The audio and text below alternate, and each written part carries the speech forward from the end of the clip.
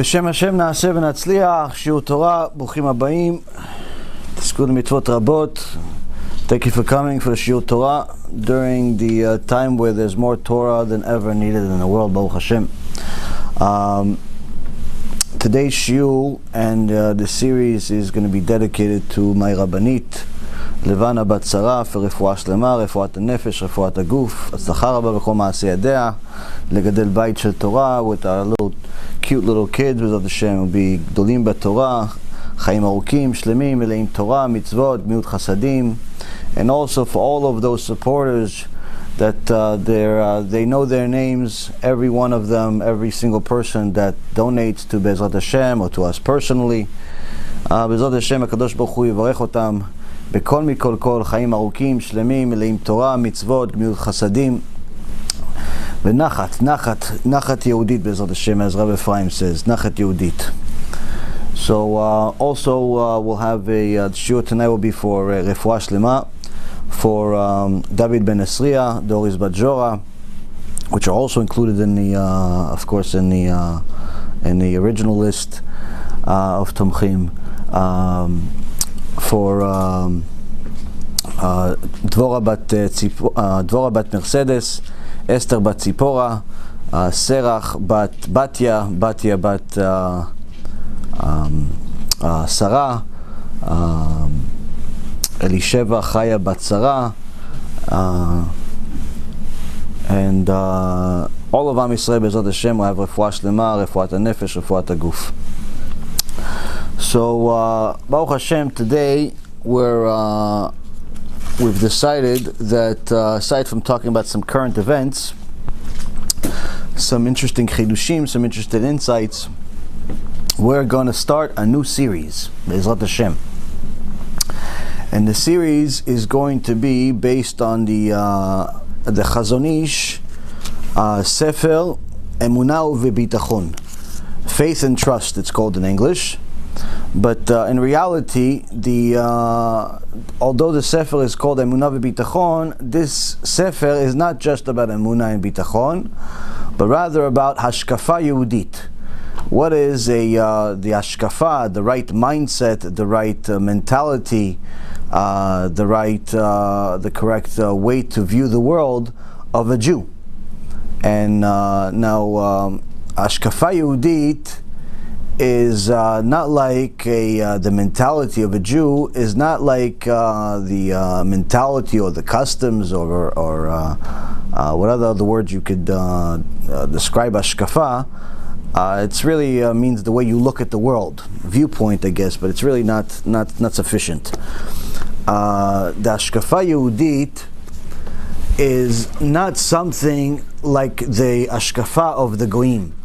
Like, for example, if you wanted to learn the HaShkafa of, let's say, the Americans, or you wanted to learn the HaShkafa of the Chinese, or you wanted to learn the HaShkafa of the, the Italians, you could just pick up a book from Barnes and Nobles, or go to the library if they still exist, and read a book. And you'll learn their mentality. You'll learn the history of the Americans, you'll learn the history of the Germans and the Italians and the Chinese and so on and so forth, and you'll understand their viewpoint and how they view the world, what their mentality is, whether it's the mentality of the Nazi Germans,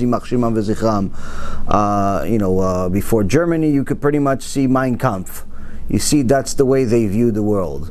If you want to learn some of the mentality of the Christians that hated Jews, you open one of the books of open the door, friend, please. You want to learn the HaShkafa of let's say the Christians that hated the Jews, then you learn one of the books of Martin Luther. Not Martin Luther King. This is Martin Luther that lived a few hundred years ago, who burned people alive and was a atrocious anti-Semitic. Point being is that you want to learn certain people's HaShkafa in the world, their viewpoint in the world. You could just read a book and decide for yourself what you like, what you don't like, and so on. Now, the HaShkafa of a Jew, you cannot learn simply from just reading a book. You have to learn it from a Jew. But not any Jew, but rather a Jew that actually practiced it, that actually followed the HaShkafa, followed this law, followed these habits, followed these customs, followed all of these things in such a way that he can tell you the results that you get from it, the mindset that you get from it, the life that you live as a result of it, and give you an understanding of what the HaShkafa is, much more than what the simple text can explain. And it's extremely important that you learn it from a righteous Jew, simply because this is a person that actually did what he's saying. What is it like? There's a very famous philosopher, I'm sure you've all heard the name at least, Aristotle. And Aristotle was a brilliant person. The Rambam writes that his intellect, pure intellect, was so high that he was one level below Ruach HaKodesh. He was a genius person. But one time, his Talmidim, he would teach people about manners and the way you're supposed to be and act sophisticated and so on and so forth. One day his Talmidim would, walked in on him eating. And they saw that Aristotle is bent over like a dog, eating from a bowl, but without his hands, like a dog, eating like a dog, eating his food like a dog. And they couldn't believe their eyes that their master, their genius, their hero, is eating like a dog. And they tried getting his attention, and his head came out of the bowl for a moment, with all the food all over his face like a dog, and he just ignored them and completed his food. After he finished eating like an animal, they asked him, Master, please explain to us. You teach us all the time about how we're supposed to act a certain way and be a certain way. You're contradicting your own teaching. And he says to them, when I eat, I'm not Aristotle. Meaning that when I have to fulfill my physical desires, all of the teachings that I teach you go down to the garbage. It's not relevant. Why? Because my physical desires are superior to the words that are coming out of my mouth and the thoughts that are in my head, and so on and so forth. Hashkafa Yehudit, the Jewish HaShkafa, if a person cannot control their physical desires, they're simply never going to arrive at a point where they have a Jewish HaShkafa, no matter what their acts are. No matter how much you give tzedakah, no matter how good you pray, no matter how much you learn, if you cannot control your physical desires, you simply cannot have the Jewish mentality that's appropriate for a Jew. So here we see already from the get-go that unless you're going to learn this HaShkafa from a Jew, from a righteous Jew like the Chazon Ish, that his whole life was dedicated to HaKadosh Baruch Hu in such a way that he literally monitored every one of the words that came out of his mouth from the time he was a boy, and did so many different amazing things in his life that it's hard to understand how a human can achieve all of this and still have the same 24 hours as us. You see that when he's saying these words, he's not only saying it to you, he's saying it to himself, but most importantly, he's living them. He's living these words. When he described Chachamim, he said, Chachamim, they look like you and me. They have a head, they have arms, they have legs, they walk, they eat, they drink, and so on. They look like regular people. But in reality, they're angels among men. But you won't know that because that's all inside them. That's what's going on in their mind. That's what's going on in their heart. They're not worried about Corona. They're not worried about corona. They're worried about, did I hurt the Jew? Did I said yes to him? Did I say yes abruptly, or did I say it appropriately?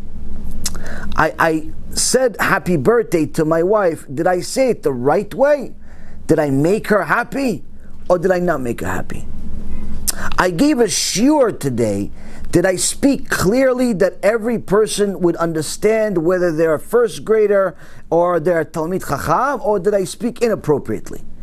I published a book. Did this book explain HaKadosh Baruch Hu's Ratzon, His will, like it's supposed to, or it's not supposed to? They would analyze every one of their actions to the minutest details. Needless to say, they analyze their food intake, their sleep intake, their actions between man and man, and as well as man and HaKadosh Baruch Hu, man and the Makom. So we hear a lot about, musar. We teach, whether it's you have to maintain your anger, you have to control it, you have to make sure that you're generous, you have to make sure that you control your physical desires, and so on and so forth. But when all's said and done, there is a lot of different individual teachings by different chachamim about emunah, about bitachon, about limud, about how a certain person should and shouldn't behave, and so on and so forth. But here we have a sefer that's going to teach us from Aleph at Taf about what's the right mentality of a Jew. And one of the reasons why this is appropriate for us at this time is because we're seeing the world right now losing its mind. And unfortunately, people are losing their mind whether they're Jews or not. Thank you very much. People are losing their mind whether they're Jewish or not. People are doing things right now that are completely the opposite of what they're supposed to. One thing being is that they're panicking. They're panicking about this magefa, this coronavirus that we have, Hashem Yishmor v'Yatzil. But to be concerned, any normal human being would understand that there is a reason to be concerned. HaKadosh Baruch Hu is bringing a decree on the whole world, and there's a reason to be concerned. We've talked about this already for the last month and a half or so. To be concerned is normal. If you're not concerned, then you either have Ruach HaKodesh and extraordinary Emunah, or you're simply living in La La Land, and we have to put you in a mental institution with the Corona people. Concern is fine. Panic is not fine. To go and buy every single toilet paper in a street, in a supermarket, as if you have some type of serious stomach problem, that's not the appropriate behavior. To start taking the law into your hands and start, being really just a horrible human being and being mean to certain people, whether they have contracted the virus or they may or may not, and treating them a certain way that's inappropriate, it's ridiculous. But needless to say, also, Rabotai Karim, also doing certain things that the Chachamim did not tell us to do is also inappropriate. And what do I mean by that? In Eretz Yisrael, the Chachamim did not plan on closing the yeshivot. They did not plan on closing all of the synagogues. They didn't plan on doing it. Why? Because they understand that if HaKadosh Baruch Hu brought a decree, a hard decree on the world, there's a reason for it. When He brought the tzarat, the spiritual and physical disease that we have in the Torah, He brought it to an individual person because He wanted that person removed from everyone else, because that person caused harm to someone else by saying Lashon Hara. You said Lashon Hara about one person, and that caused other people to be distanced from that person. As a result, midah keneged midah, measure for measure, you get tzarat, and anyone that has tzarat has to get thrown out of the camp, to feel like that person that was said Lashon Hara on. So when HaKadosh Baruch Hu brought such a disease to someone, There's a reason for it. Everyone understood. How are you going to get back into the camp? Doing tshuva. Do tshuva. When HaKadosh Baruch Hu mentioned to us in the this past week's parashat Ki Tisa, he says, Ki tisa et rosh bnei Yisrael epikudem v'natnu ish kofer nafsho la'Adonai bipkod otam v'lo yeh bahem negef bipkod otam. He says, when you take a census of the children of Israel according to their numbers, meaning when you count the people, how many people are in tribe of Levi, how many people are in the tribe of Shimon, and so on and so forth, every man shall give Hashem an atonement for his soul when counting them. Meaning that don't count the people, have each person give a machatzita shekel, give a coin, count the coins. That's why you're not allowed to count Jews. Anytime you count for minyan, you're not allowed to count the people. 1, 2, 3, 4, 5, 6, 7, and 8, 10. Not allowed to count people. You have to count their kippah, or their chairs, or something else. Why? Count the, have them, they shall give Hashem an atonement for his soul, so that there will not be a plague among them when counting them. He says even counting Jews can bring a plague. Why? Ayin hara. Ayin hara can also bring a plague. Evil eye. Why? You're counting all the Jews. That creates ayin hara. Oh wow, there's a lot of people in today's shul. Wow, Ishtabach Shemo, look at that. 517 people showed up to the shul today. Wow. Why are you counting people? Why? Count the chairs, count the kippah, count something else. Don't count Jews. Why? Because it creates ayin hara. So here we see another way that a magifa can come into the world. Kadosh Baruch Hu himself says, you have a problem with it, go talk to him. B'ezrat Hashem, once he gives you an answer, let me know if you have a different answer. Point is, Kadosh Baruch Hu says, don't count Jews. Don't count Jews. Why don't count Jews? That's why we never really know the numbers. 13 million, 20 million, 5 million. You ask the Goyim in UCLA, the higher end learning, you ask them how many Jews are in the world. Average answer, 1 billion.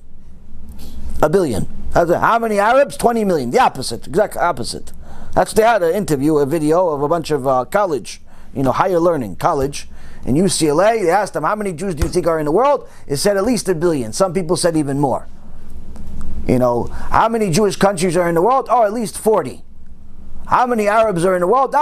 Maybe 10 million, 15 million. How many Arab countries in the world? 2, 3, maybe. Small people. It's the exact opposite of what reality is, even though there's only one Jewish country. But the point is, Rabotai Yekarim, is that we specifically do not know the exact number because we're not allowed to count Jews. Why? Kadosh Baruch Hu says this is a rule. This is a rule. Why he has this rule? Ask him. He has this rule.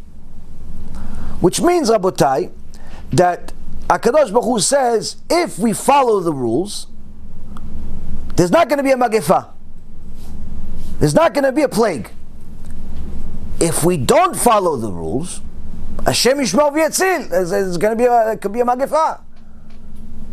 Now, to be surprised that there's a magifa means you do not have the right hashkafa in your head. Why? Look at what's happening in the world today. Look at what's happening. This last week's parasha, HaKadosh Baruch Hu says very seriously. He's not kidding around, I promise you. He says, ויאמר אדוני אל משה לאמור ואתה דבר אל בני ישראל לאמור אך את שבתותיי תשמעו כי אות אי ביני וביניכם לדורותיכם לדעת כי אני אדוני מקדישכם ושמרתם את השבת כי קודש היא לכם מחלליה מות יומת כי כל העושה במלאכה ונכרתה הנפש ההיא מקרב עמיה.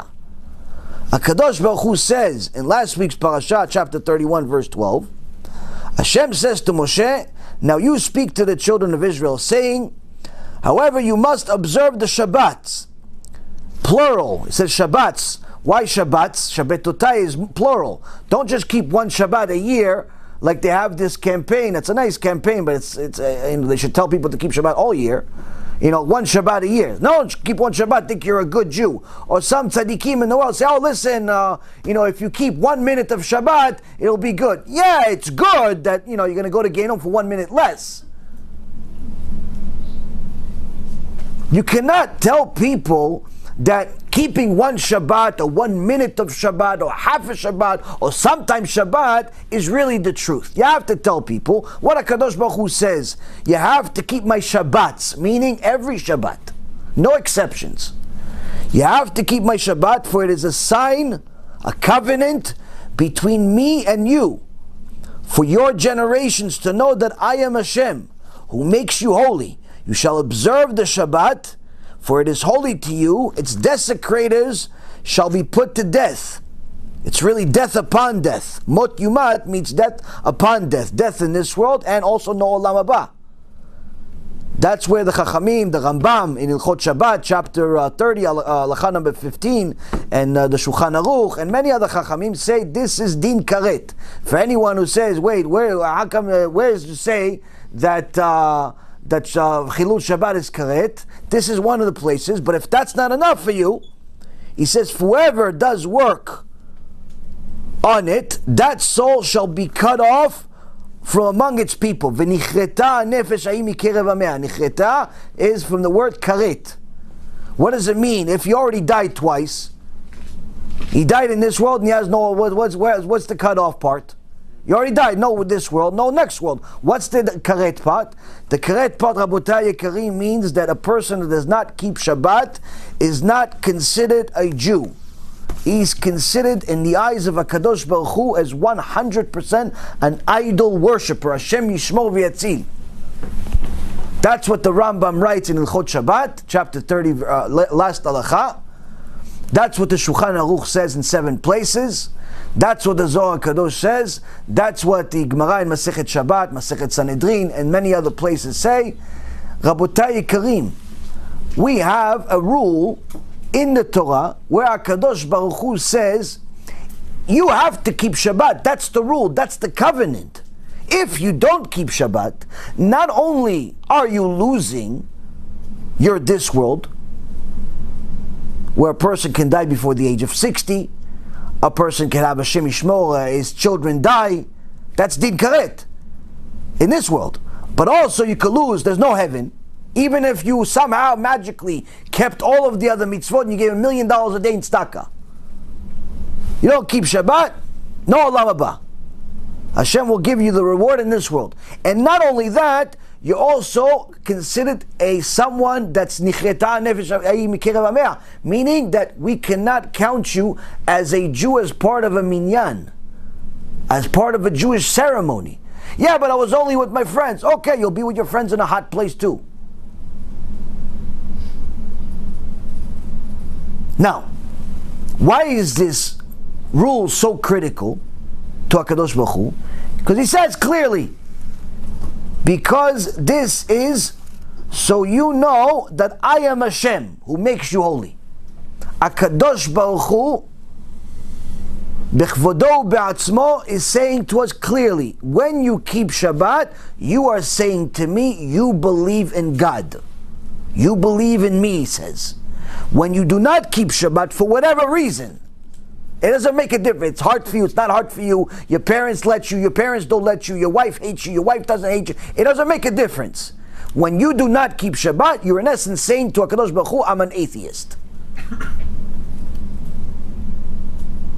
So now, when we have so many of our brothers and sisters, our dear holy brothers and sisters, that do not keep Shabbat, which according to statistics, it's somewhere in the neighborhood of 80% of our brothers and sisters do not keep Shabbat, that already shows that we're not keeping a rule much greater than the rule that he said that we would get a magefa for. What did he say we're going to get a magefa for? He said we'll get a magefa, we'll get a plague for what? For counting Jews. He didn't say we're going to kill us. He said you're going to suffer. Some people will die, some people no. But here he says, anyone who doesn't keep Shabbat, finished. Now, so anyone that knows just this week's parasha, doesn't have to be a big Talmid Chacham, doesn't have to write books, doesn't have to be a scholar, doesn't have to give lectures. Anyone that just read this week's parasha one time in his life with commentary by Rashi, already understands that the Magifah that we have right now is no surprise. Why are you acting surprised? Why are you acting surprised? What's so surprising? Surprising it didn't come before. It's a Kadosh Baruch Hu's mercy. It's a Kadosh Baruch Hu's mercy it didn't come before.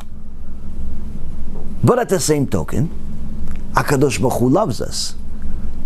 And therefore he waits, and he waits, and he waits, and he waits. But every so often he has to wake us up to show us we're running out of time. We're simply living in this world with the wrong mentality, thinking that this world is a world to make money and buy toilet paper. This world is a world that we could just go another house, and another apartment, and another vacation, and another stock portfolio, and another real estate account, and another. So what does HaKadosh Baruch Hu do? HaKadosh Baruch Hu brings something that scares everyone. So much so, he literally shows us his glory with the smallest of his creations. You know, when Titus, a Rasha, Yimach Shimo v'Zichro, came and desecrated the Bet HaMikdash, he did all types of horrible things in the Bet HaMikdash just to desecrate it even more. Went into the Kodesh Kodashim with a Zonah, did his business inside the Kodesh Kodashim, Hashem Yishmor v'Yatzil. Now he thought he's a hero. Why? Nothing was happening. God wasn't hitting him. God didn't kill him on the spot. So he figured he's strong, he's beating God. Why? Because in his mind, God was limited. And he said, yeah, God brought the flood at the day of Noach. God, drowned the Egyptians in the ocean. So God only has a power only in the ocean. So when he went back home, HaKadosh Baruch Hu made a huge tsunami, all types of winds and so on, that was literally almost sinking his ship.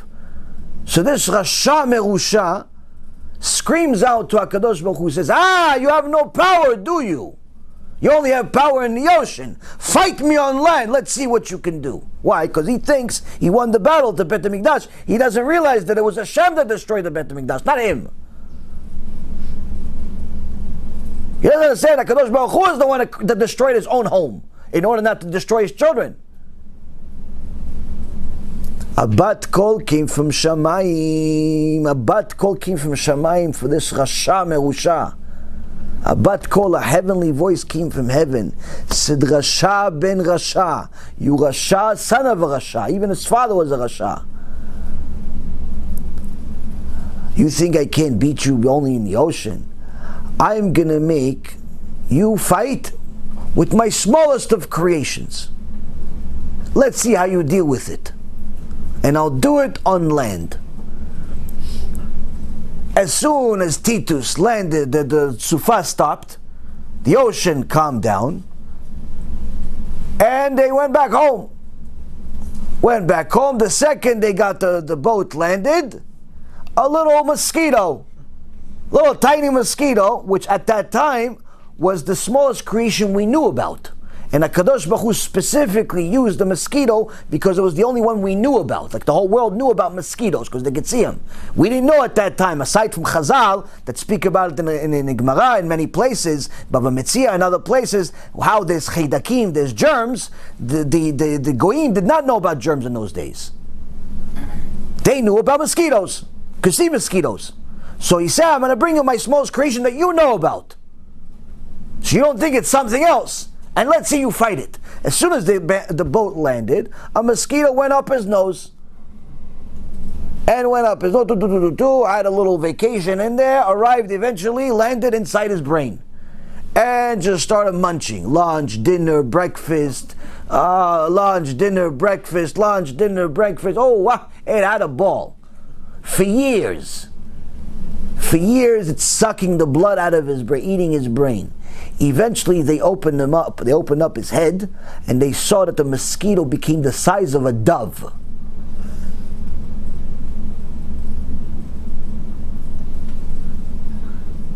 Titus couldn't fight the little mosquito.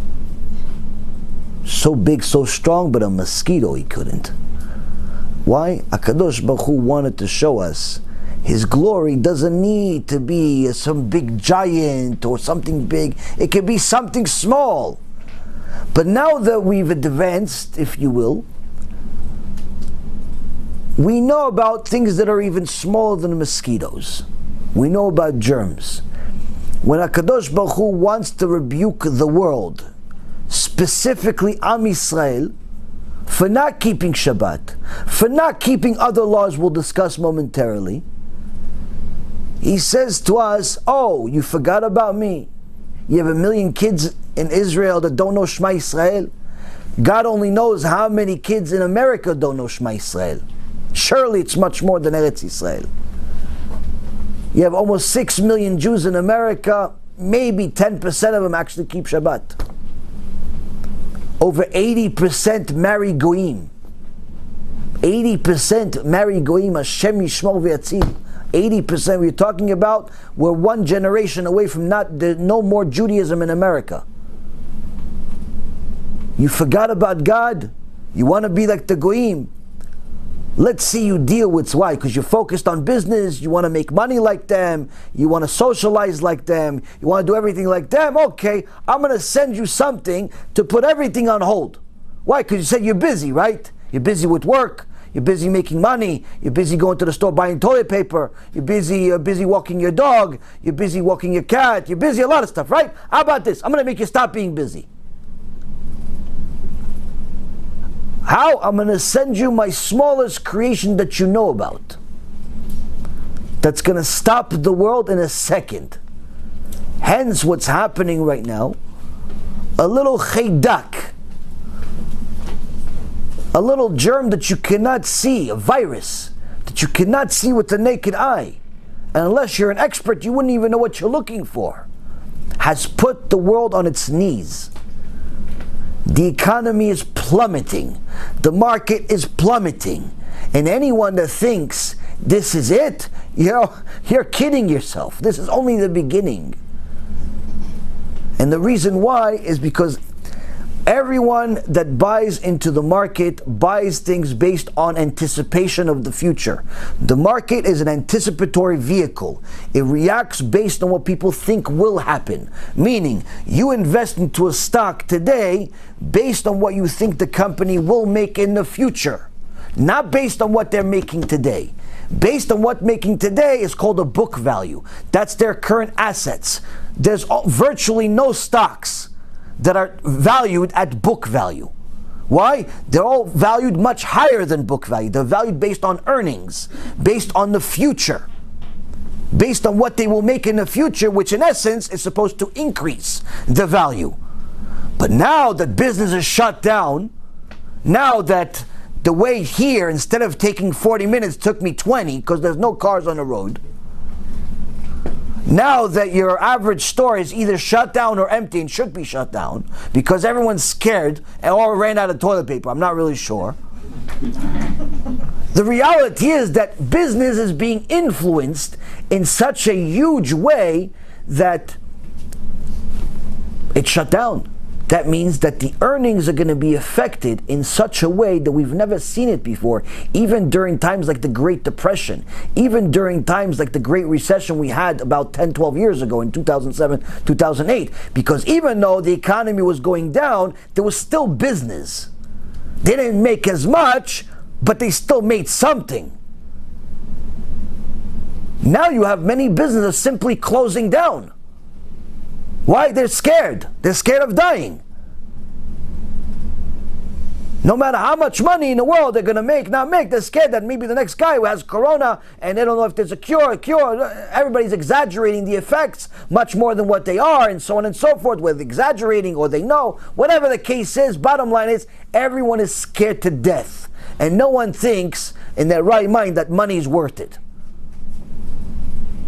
Even though they sacrificed their entire life, their marriage, their sanity, their religion, their olam haba for money, but now when it came to physicality as far as life, no, it's no longer worth it.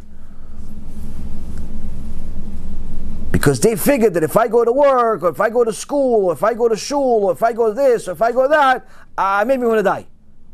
Why? Because I saw some videos on the internet of a few people walking around normal and then they just died. So they think that that's going to happen to them. HaKadosh Baruch Hu put that in their mind. Put that fear in their mind. Why? He wants you to stop for a second, start thinking. Think about what's the point of your life. Why are you here? Why are you here? For what? What, to make money? Okay, so now you can't make money. So what? There's no point in your life? You're going to jump off a bridge?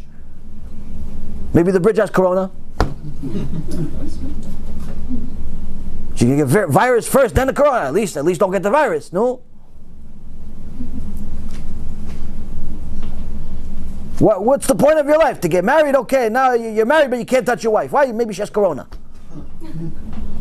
What, kids? You don't even want to touch your wife. Maybe you're not going to have kids because there's corona. Maybe instead of a kid, corona's going to come out. Hashem Yishmor. Point being, Rabotai, is that people are scared to death. They don't know what to do with themselves.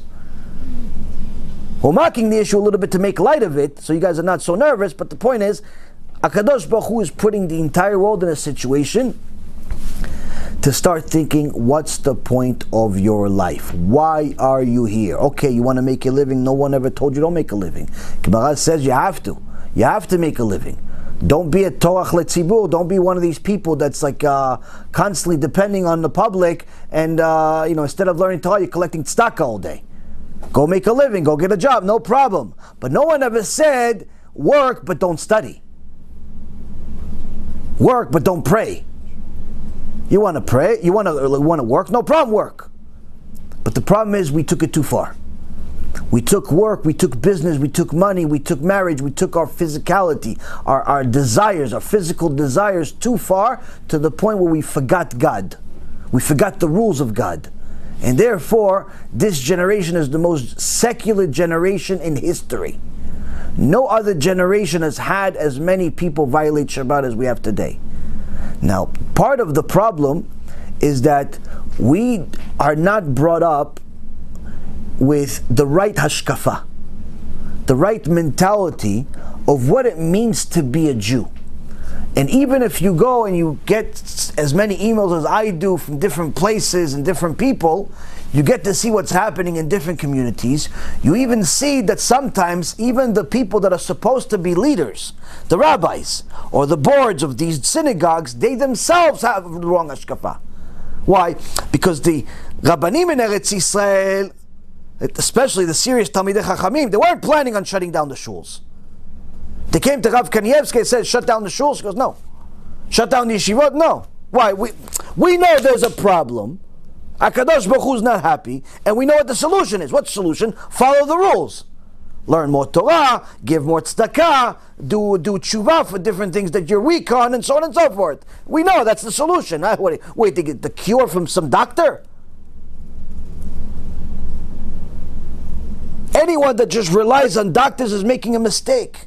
How do we know? We look at the Torah. Torah has everything in it. No exceptions. There was a very holy king. A very holy king that did well in the eyes of HaKadosh Baruch Hu. This king was named Asa. It's in the book of Kings, but also in Chronicles. And it says in Chronicles 2, chapter 15, verse 17,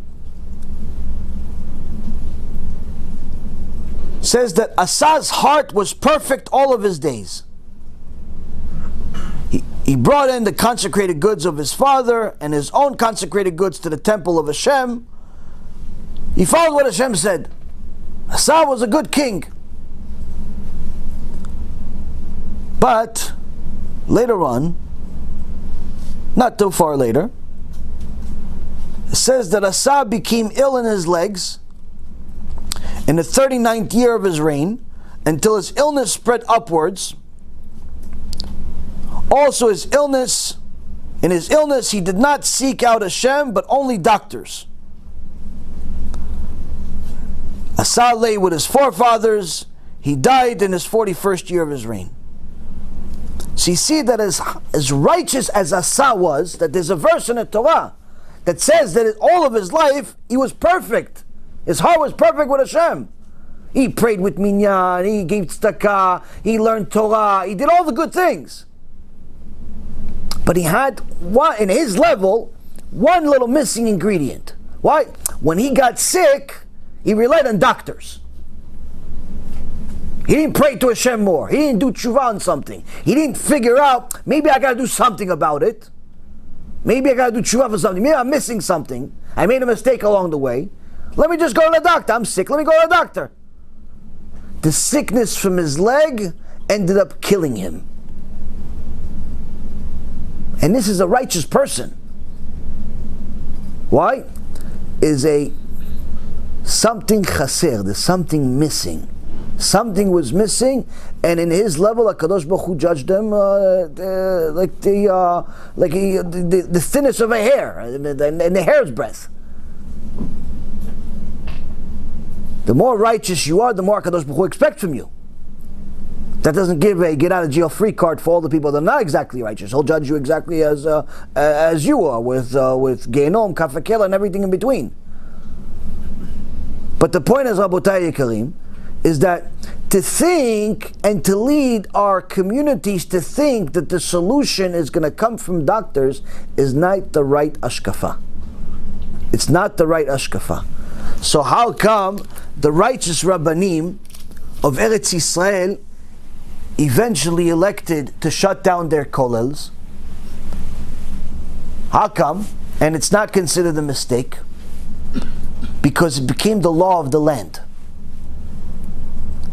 Bibi and his friends decided there's too much danger for this little country, because people that traveled, people that conducted business, people that did all types of things that could have this disease, this virus. And in order to protect the public, they want to contain the damage by making sure that there's no gathering of 10 people or more. The schools have to be closed, and so on and so forth. Which means that if you keep your school open or you keep your kollel open, you are now violating the law. And violating the law could be considered even chilul Hashem. They're going to say, see, these religious people, they're not part of us, they're different people. That's what the secular Zionists are looking for. They're looking for the religious people to do something wrong. So that's the reason why they closed it over there. Does that mean that we are supposed to close it over here? According to Chachamim, no. Chachamim, I know. No. Why? It didn't become the rule of the land. Trump didn't say close down all your synagogues. Trump didn't say close down all your schools. He didn't say all this stuff. We're taking a step further. And that is not exactly ideal. But again, it doesn't necessarily mean it's wrong either.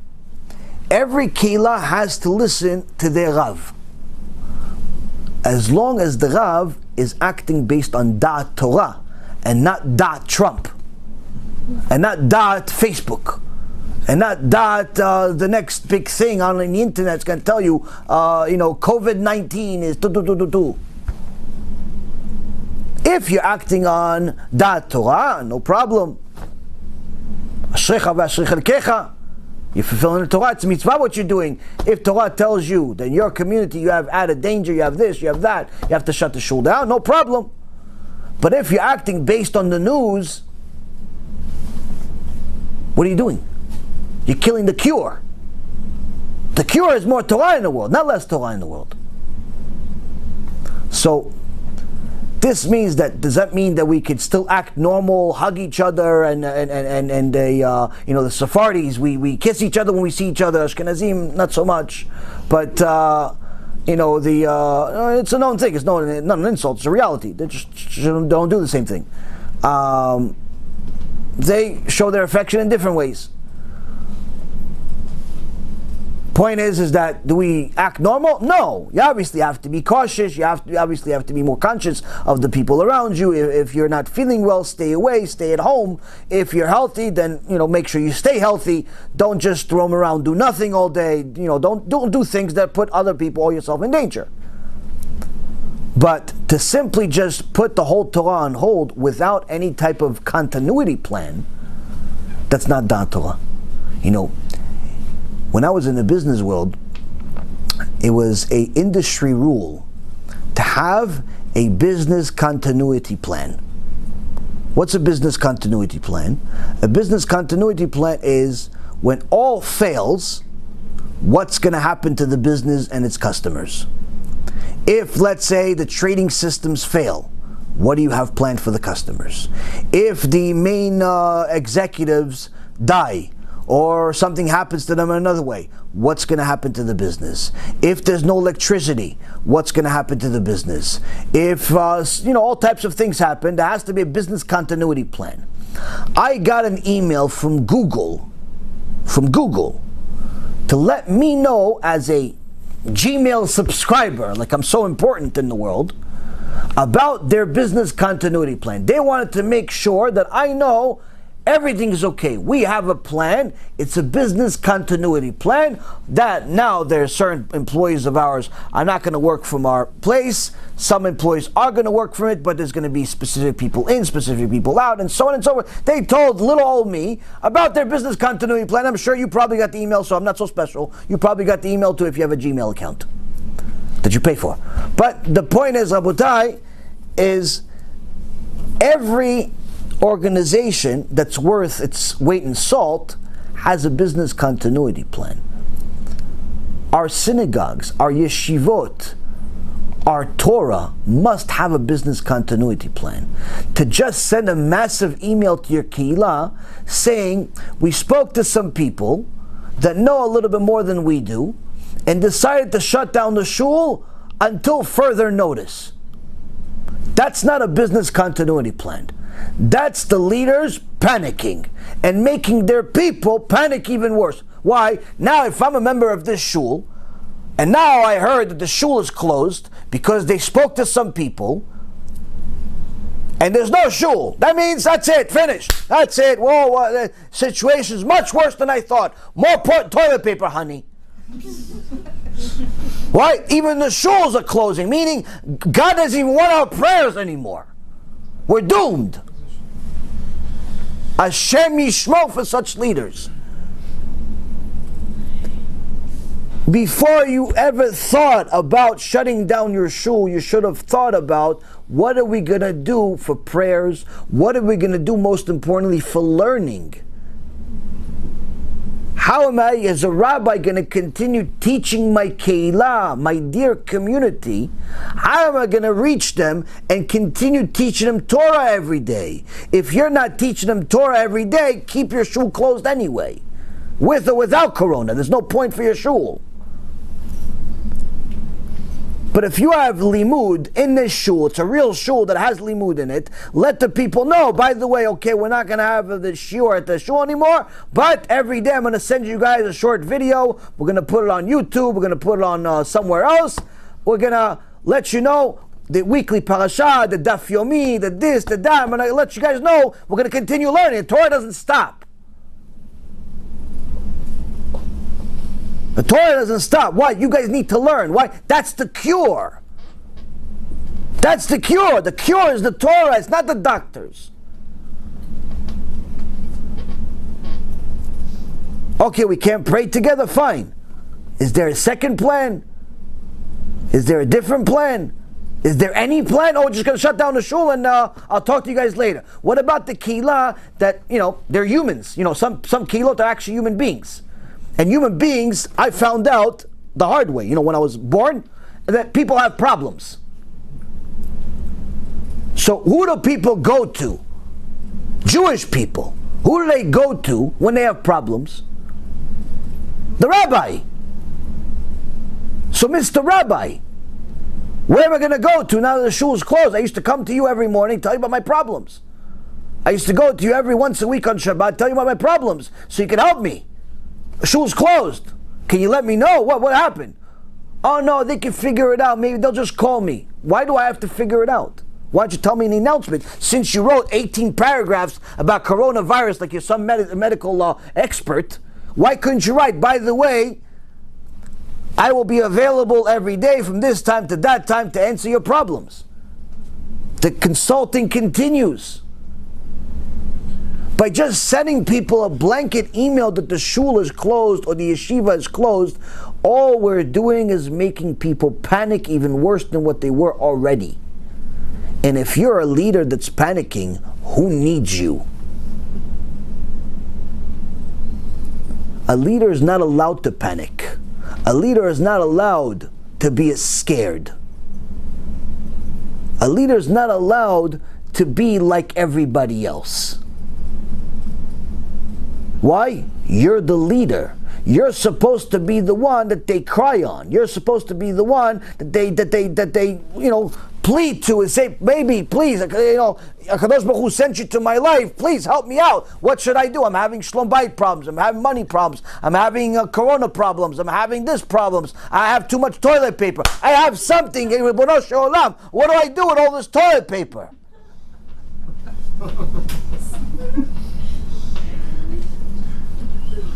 Now, if you're not going to be there because the shul is closed, what am I going to do?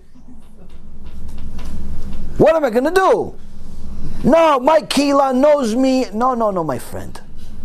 What about the people that are on your email list that are not part of your kila?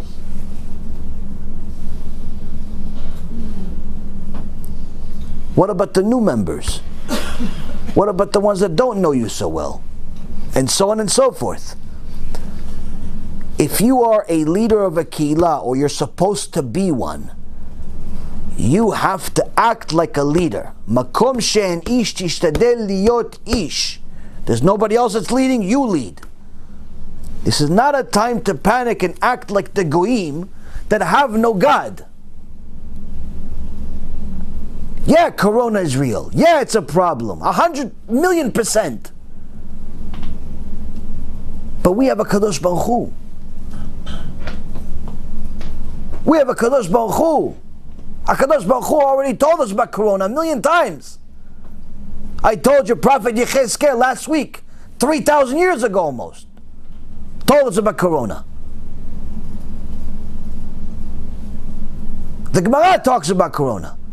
The Rashi talks about Corona. Chachamim talked about Corona.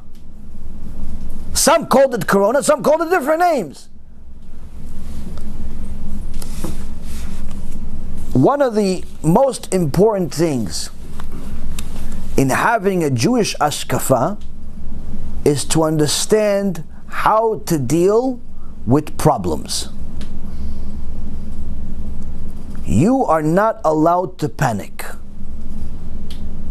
because that means you have zero faith in HaKadosh Baruch Hu. When you panic, that means that you think that the control of the world is in your hands, and when you don't know what to do, therefore you're panicking. The root of the problem is in the original belief that you think the world is in your hands.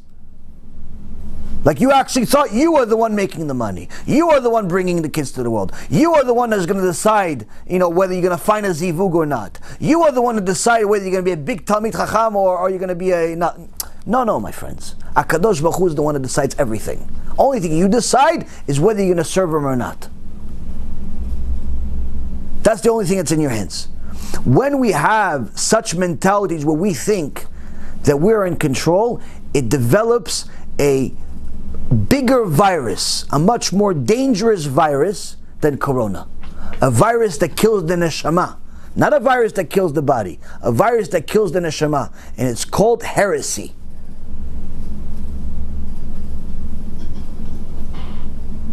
This H virus is much more dangerous than Corona. Corona, worst case scenario, body. Worst case scenario. Person can still go to Gan Eden as long as he did everything he was supposed to do. Heresy, no, nothing. Nothing here, nothing there. Bad life here and a horrible situation over there. When a person has this virus, this heretical virus in his mind, and he or she thinks that she is in control of the world, she's in control of her life, they'll say stupid things like, no, this has nothing to do with God, this is just an epidemic that happens in the world, and it's up to us people to find a cure. Like some Jewish guy made a comment today. Why do you always involve God in everything? Why? Because in his mind, God is an afterthought.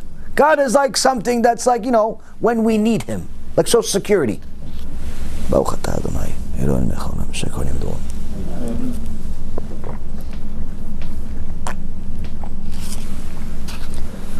So, a person must understand that when you want to start developing the right Jewish HaShkafa, you already have to start aspiring. You can't get there on day one. You already have to start aspiring to get Emunah and Bitachon. You have to. It's not something that's good to have, hopefully. No. You have to. Meaning, just like you have to have money in order to survive in the world, you have to buy stuff. Just like you have to have air to breathe because you have to live. Just like you have to go to the bathroom. Just like, all types of things that are necessary in life. Emunah and Bitachon are necessary in life.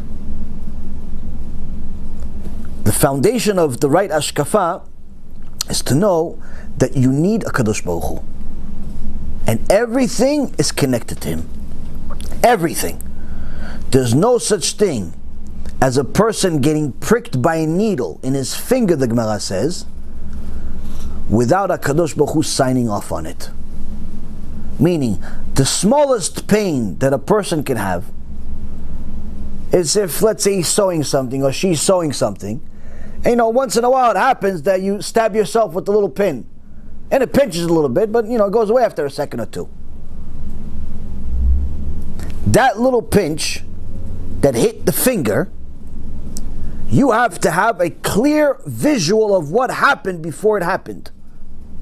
Before that pinch happened, before you took the needle and accidentally stabbed yourself in it. Nobody else did you. You stabbed yourself with the needle. You have to have this visual in your mind. Before all of it happened, a Bet Din in Shamayim gathered. A Bet Din in Shamayim, Tzadikim gathered. Bet Din said, Yaron, let's see his cheshbon, let's see his accounting. What did he do, what he didn't do? What did he do good, what he did bad? What does he deserve, what he doesn't deserve? They decide, yeah, you know what? Yeah, he did a sin 7 years ago. Yeah, it was accidental sin, but still nonetheless it's a sin. Okay, he deserves a little punishment. Okay, he can either get 6 months in Gehenom or he can get pricked by a needle. Because he happens to be sewing a sweater because he has nothing to do. Okay, let's, what do you guys think? Moshe, Aaron, David, Shlomo, what do you guys say? He's doing kiru. Get pricked with the needle. Sold. That second, you prick yourself with a needle. That's what happens. 100%. Maybe the names are different. That's 100% what happens. It's not an accident. There's no such thing as an accident. You pricked yourself with a needle in your finger, an example of a minute pain, after a Bet Din in Shamayim decided that you need that pain. Not just deserve it, you need it. Needless to say, something much bigger, like my countless surgeries and all of the other fun things that I have to go through in life. Yishtabach Shemo. That's why the Gemara in Masechet Brachot says, at the end of the Gemara, a person must thank HaKadosh Baruch Hu for the good and the bad the same way. When you made money or you lost money, you have to say, thank you HaKadosh Baruch Hu. Thank you HaKadosh Baruch Hu. Why? I know both of them I need. To make money, Baruch Hashem, I know I need the money. I need to pay the bills. You lost the money, thank you HaKadosh Baruch Hu. I know I need to lose the money. Why? Because I probably murdered something at somewhere down the road. And you probably said, listen, you're a death penalty. But it's either I kill you or I take your money, because your money is equal to life. So thank you HaKadosh Baruch Hu for giving me life and taking the money instead. That's the right Jewish HaShkafa. To know that there's no such thing as you suffering from a minute or a great pain without HaKadosh Baruch Hu seeing that you need it. And it's for your benefit. when a person has gotten to that level of HaShkafa, all of a sudden, the pain is lesser. I didn't say it doesn't hurt, but it's less. Why? Because now suddenly, my pain is worth something. Okay, it still hurts my finger, but if I know that this pain in my finger is a replacement of a few months in Gehenom, or even a minute in Gehenom, surely I take the pain in my finger. If I know that losing this money is replacing a few decades or centuries in Gehenom, surely I'd say, Hashem, take more, take all of it. Just don't put me in Gehenom. So although it still hurts to lose money, and it hurts to lose all types of things and pain and agony, it hurts. When I understand clearly that my Jewish mind is supposed to know very, very well that this pain is worth something.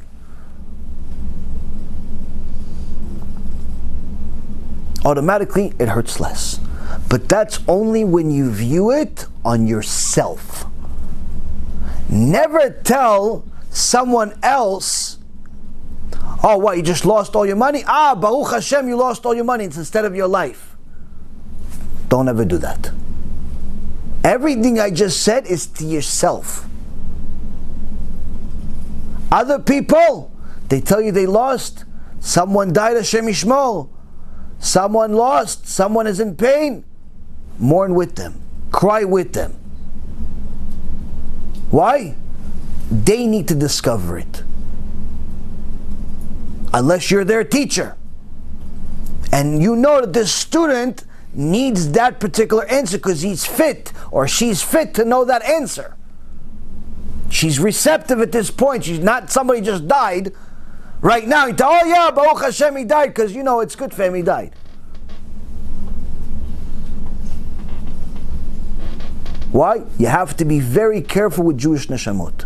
Never to hurt them. We learned this from the story a few weeks ago from Pnina and Chana.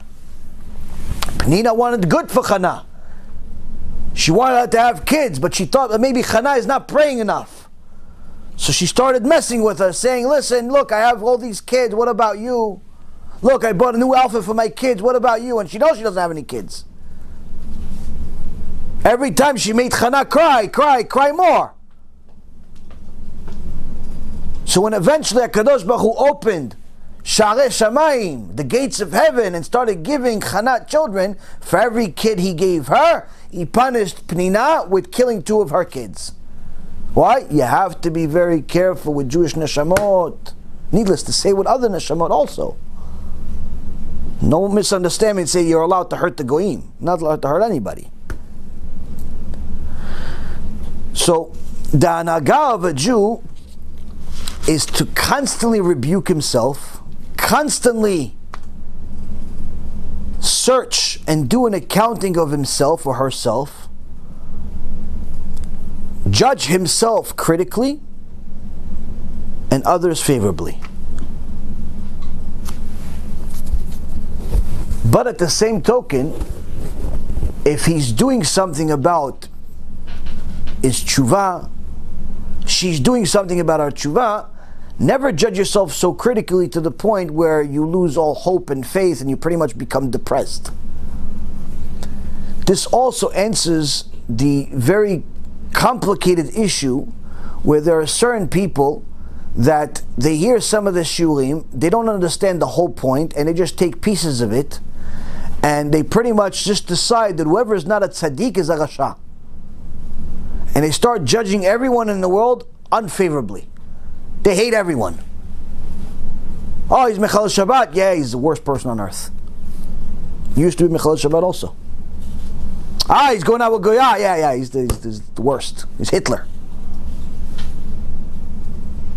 Oh, he's not giving tzedakah. Yeah, this guy should die. What? Start judging people so harshly, you start hating everybody. Which means that instead of becoming a tzaddik or tzaddikah, you become a naval b'rshut Torah, despicable, in the name of Torah. Why? You forgot that part of the HaShkafa is not just love HaKadosh Baruch Hu, try to perfect the mitzvot, try to perfect yourself, but also find a way to see the good in others in order to help them get to the same point. Not judge them harshly and hate everyone. Unless they are machtia rabim, unless they're enemies. Unless there are people that cause other people to sin. So, to give you a little bit of an understanding of how much Gdolei Torah did in order to make Jewish people happy, there was a Chacham by the name of Rav Dov Berish Rappaport, a Kohen. Rav Dov Rappaport, a Kohen, was a Gaon, lived about a little over 100 years ago, died in 1906, and at the age of 9, he wrote a few chidushim, and one of the Chachamim said, so you got that from my book? And the little kid, no, I didn't get it from your book, it's my chidushim. No, it's from my book. Well, you're stealing my chidushim, it's not good. He goes, no, the kid was like, no, Kvod Harav, it's my chidushim. Later that Chacham found out that he didn't publish those things yet. It was really the kid's chidushim. 9 years old. 9 years old, already had the mindset of a Talmid Chacham that's 67 years old. At some point, later on, he published a book called Derech HaMelech. And talked about the Rambam, the Halacha, and so on. And it's customary that the Chachamim, when they write a book, they don't just name the book like the Goyim name the books. Like what's going to sell, or a catchy title. Usually the titles are something that connects to them by having the words be an acronym, one of the words or all of the words be an acronym for their name. So for example, Rabbi Ephraim's first book that he published is Achtov LeYisrael. Now Achtov LeYisrael is a verse in the Torah, in the Tanakh. But the word Ach is Aleph Chaf, Aleph Ephraim, Chaf Kachlon. Rabbi Ephraim Kachlon. So the Chazon Ish, for example, Chazon Ish, it's not his name. His name is Arav Avraham Yeshayahu Karelitz. Now, the Chazon Ish was the name of the book, and later on he was called by the name of the book. Most Chachamim, they're called by name of their book. And like the Chafetz Chaim, that's not really his name. Chazon Ish is not really his name. Yabia Omer is not really his name. It's Rav Ovadia, and so on. Point is, many Chachamim are called by the name of their book, one of their books. And the Chazon Ish is, how do we get Chazon Ish? Because the acronym for his name, Avraham Yeshayahu Karelitz, is Ish, Aleph Yud Shin. So Rav Dov Berish Rappaport Kohen called his first book Derech HaMelech, and Derech being Dov Rappaport Kohen, a Kohen. So when he first published it, one of the people over there came to him and was like, wow, you published a book, Mazal Tov, but you called it Derech HaMelech, huh? Derech Dov Rappaport Kohen, huh? No good. No good. Why no good? Why? What's wrong? Because it's not customary it's not customary for you to really include Rappaport, the last name, the family name. Dov Kohen, no problem, but Rappaport also in there? It's not really customary to do that. Why? So Rappaport says to them, why someone saying something? Because there was a few people that said it's not appropriate. He goes, okay, so tell them I'm going to republish it. I'm going to republish it and make sure that it's known that the derech doesn't mean Dov Rappaport Kohen, it's Rabbi Dov a Kohen. How is he going to know? He republished the book. And on every single page, 500 pages plus, he wrote on the bottom, he wrote on top, Derech HaMelech, and on the bottom of it, Rabbi Dov a Kohen. Meaning, don't think that this is Rappaport. This Resh is Rabbi. Why? So you don't get, you get upset. Now the tool,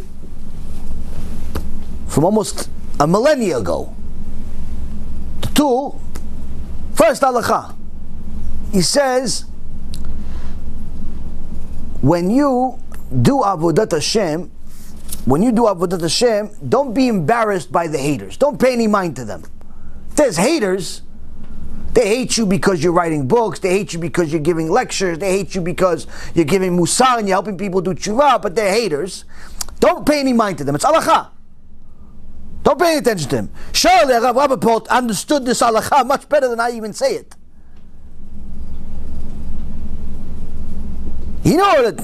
What do you care about this guy, this one guy, or two guys, or three guys, or let it be 1,000? What do you care about them saying that they're upset that you call the Derech HaMelech and that they think that maybe it's connected to your name? It's your book. Write whatever you want. Go fly a kite. You don't want it? Don't read the book. What's the problem? That's what all of us would do. But Gedolei Yisrael don't think like us. What do they think like? It's like, wait a minute. Hold on. Me changing the whole book and making sure that everyone knows that the Resh stands for Rabbi, not Rappaport, is going to make a Jew happy? Got to do it. So fine. But why on every page? Why just write it on the front and finished? Write your name on the front. That's it. Why every single page? So they asked him, Kvod Harav, okay, we got it. It's not Rappaport. But why did you put your name on every single page? It's one of the only books in all of Klal Yisrael that has the name of the rabbi on every single page. I've never seen such a thing.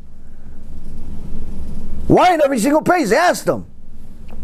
He said, because maybe one of these people that's upset at me, he's not going to really want to read the book. So he's going to open the book. He's not going to read the whole thing. He's going to open the book. So I want to make sure that wherever he opens the book, he sees it's not Rappaport, it's Rabbi. So he's not upset at me anymore. Why? Mitzvah to make a Jew happy.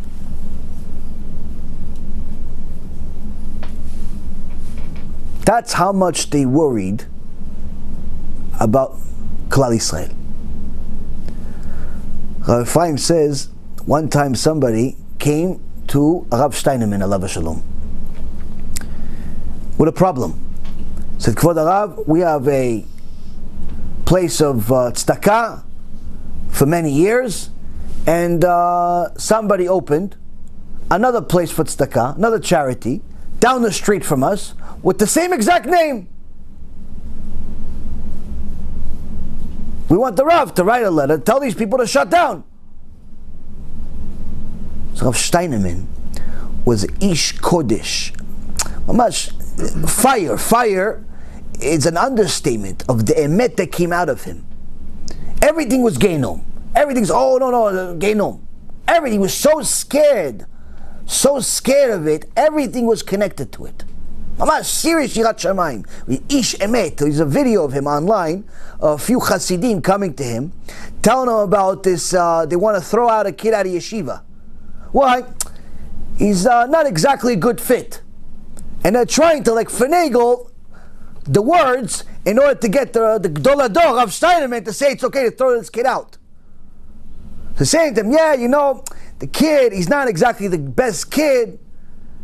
Okay, keep him in school. No, but he also doesn't come from the greatest family. Oh, so it's Gava then. You guys are Gaftanim.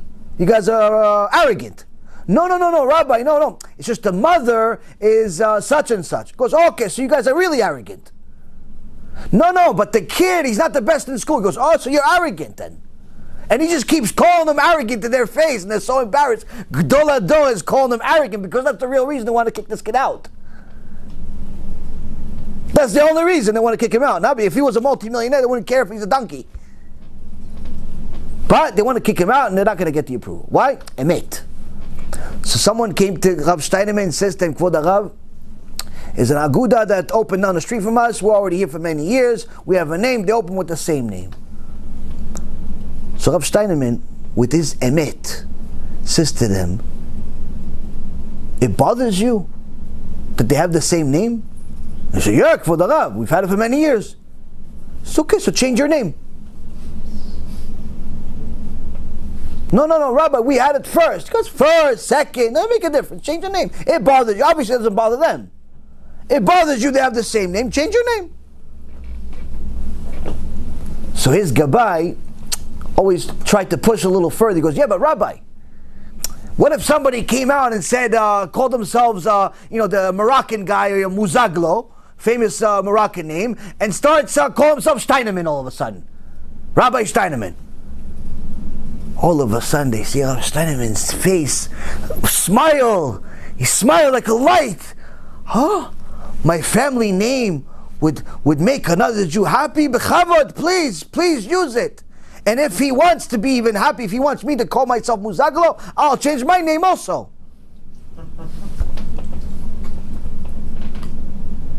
That's a person that understood how important it is to love Am Yisrael.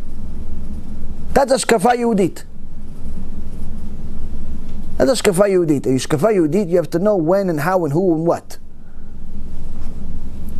Now, when it comes to the Chazon Ish, the Chazon Ish wasn't confused. Since he was a boy, the Chazon Ish was as honest as can be. His mother told the story of when he was a little boy. He told her, little boy, he told her, Ima, I don't like to learn Torah. Now his father was a big rabbi, was the rabbi of the city. His father's name was Arav Shmiriyahu Yosef Karelitz. The Chazon Ish was born in 1878, left this world in 1953, was born in Kosovo, learned by a few different yeshivot. One of them was in Rav Chaim Ozer Godinsky in Vilna. He never actually got a smicha. He got a learning from Rav Moshe Tovia, and he got some type of certificate from him, but he never got an official smicha. So people say, where'd you get your smicha? Chazon Ish didn't have a smicha, but he was still Gadol Ador. But when he was a little boy, he tells his mom, I don't like learning Torah, but I know it's good. I know it's a good thing to do, so if it's a good thing to do, I'm going to do it because that means the sweetness, the enjoyment from it will come later.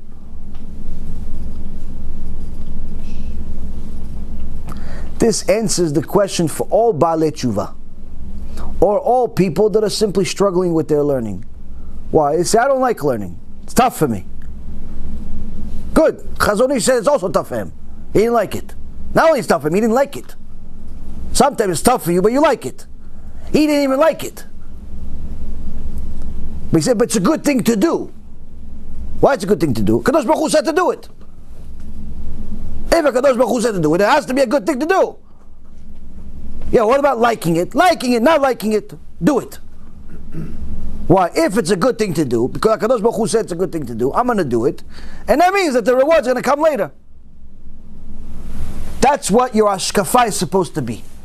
Like it or don't like it, you got to do it. Why? It's a good thing to do. Because of that mentality, this little boy in his bar mitzvah, Avraham Yeshayahu, in his bar mitzvah, his father was giant, Rav of the city, one of the Gedolei Ador. is a minhag for the bar mitzvah boy to give a shiur on his bar mitzvah. Not like today where the bar mitzvah boy comes out with a Harley Davidson. Today, in those days, the bar mitzvah boy would give a serious shiur. Not just read the parasha, but not understand a single word of what he's saying. He learned how to read it, but he doesn't know what he said. So, his father asked him, you know what you're going to say tomorrow? Yeah, I have the whole thing memorized, Abba. Okay. His bar mitzvah. No, there's many rabbanim. His father being such a big rabbi, invites a lot of rabbanim. Everybody's waiting to see what this little boy is going to say. Other rabbanim are talking and so on. But you want to hear a few words of the bar mitzvah boy. Little bar mitzvah boy, 13 years old, stands up and says, I know exactly what I want to say. Okay. No, what is he going to say? He memorized the whole thing. What did he memorize? On my bar mitzvah, I'm making a promise to HaKadosh Baruch Hu that from this day on, for the rest of my life, I'm going to learn Torah lishma. I'm going to learn Torah just for the sake of learning Torah, the rest of my life, and do nothing else. That's his speech. His brother said it on his esped when after he died. His brother said it. That was his bar mitzvah. That he's going to learn Torah the rest of his life without doing anything else. Why? Just to learn Torah. Because the Kadosh Baruch Hu said it. Not for Gan Eden, not to have money, not to be popular, not to be Gdol Ador, not to be famous, not to be a speaker, No, I'm going to learn Torah because the Kadosh Baruch Hu said it. That's it. 13-year-old. When it was time for him to get a shidduch, his wife, he said to her, listen, I want you to know, I only have one condition. What's the condition? I'm never going to go to work. I'm only going to learn Torah.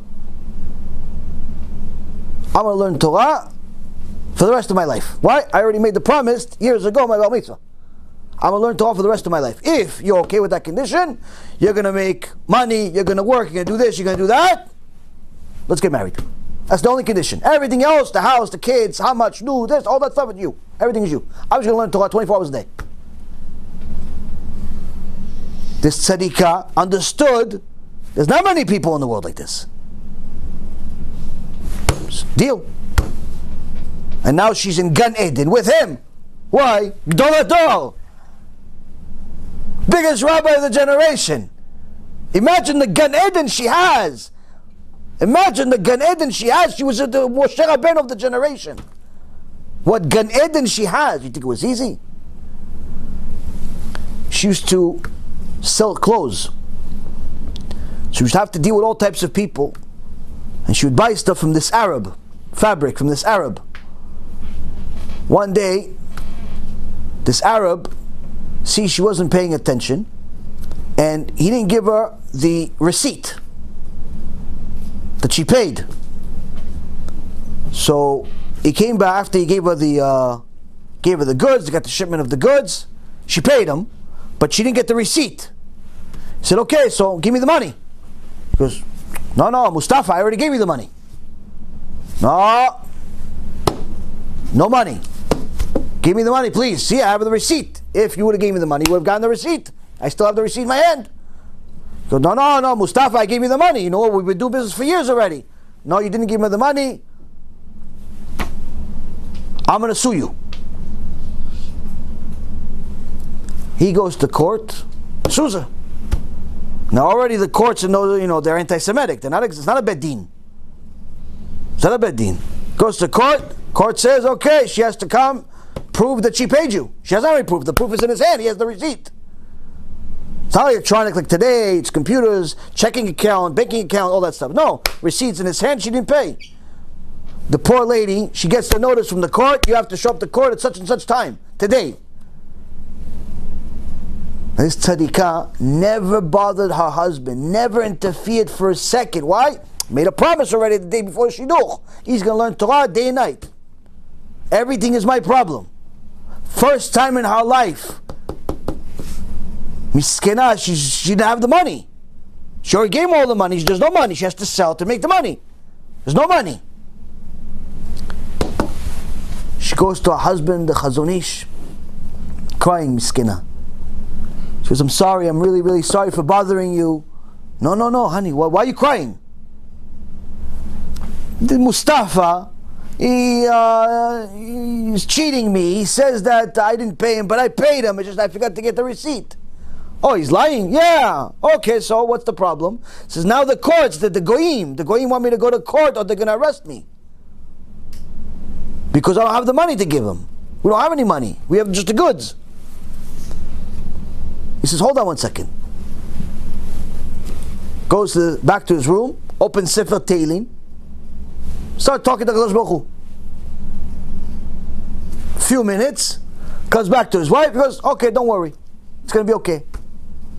As he finishes saying don't worry, she's not worried, right? Why? She has understanding of who runs the world. A husband that talks to HaKadosh Baruch Hu all day, learns the Torah all day, says don't worry, you don't worry, right? Well, she doesn't. We're still worried. We're only listening to the story. As she's about to get to the door to go to court, because don't worry, fine, but she doesn't know what's going to happen. She's going to go to court. She says, don't worry. As she's about to go to the door, somebody knocks on the door. Opens the door, messenger. Oh, here you go. The Charles cancered, Mustafa died.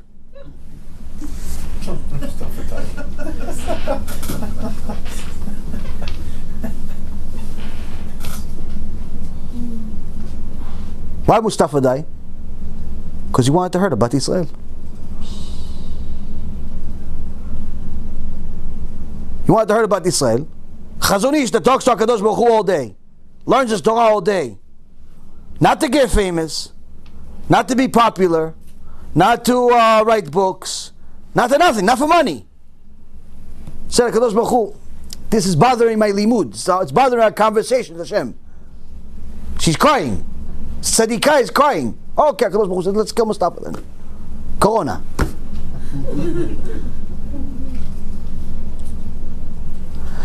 Hashkafa Yehudit means that not only do we hear these stories and believe them, but we understand that this is very much our reality. The miracles are the Jewish reality. The Hashkacha Pratit, the HaKadosh Baruch Hu's divine intervention into our life to manipulate and maneuver nature for our sake, that's a reality. That's a reality of a Jew. If you don't believe that HaKadosh Baruch Hu will manipulate nature for you or for other people in Am Yisrael, favorably or unfavorably, that already shows there's something wrong with your hashkafa.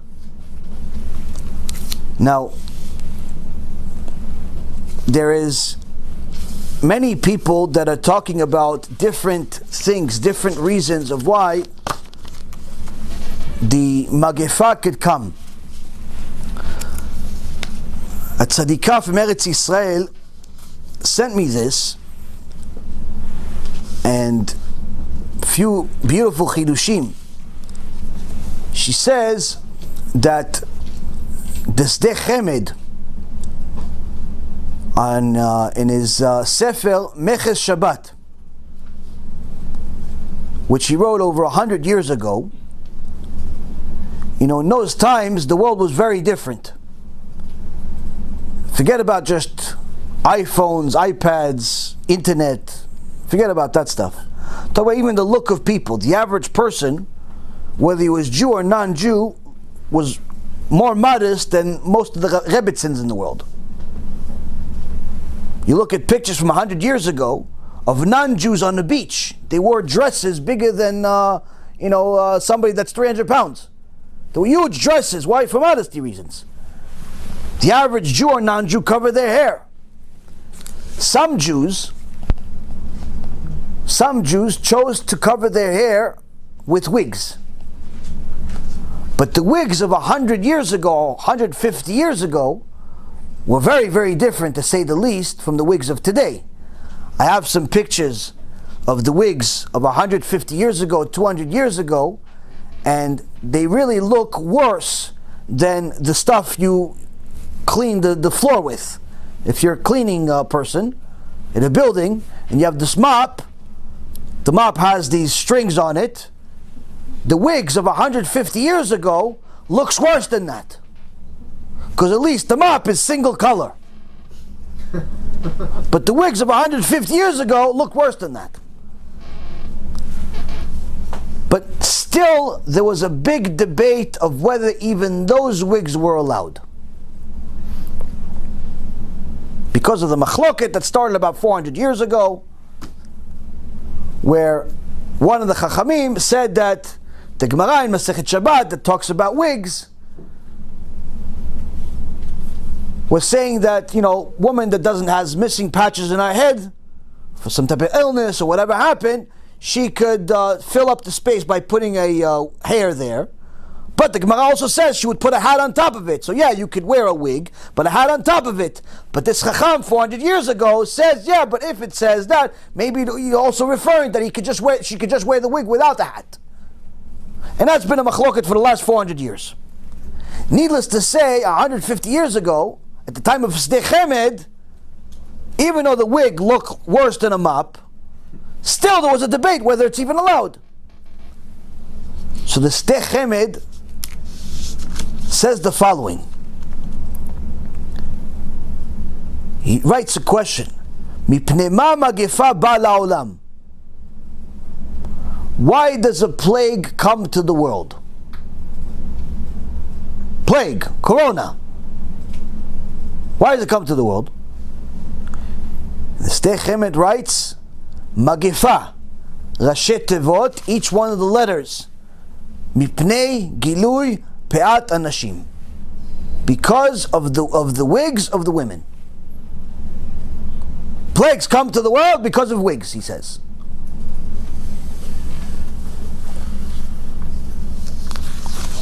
So here you see that already 150 years ago, Chachamim were not only did they said that wigs are not good before the whole avodah zarah and all that stuff, but they said that it's not only not good, but it could cause harm to the whole nation. Harm to the whole nation. Now,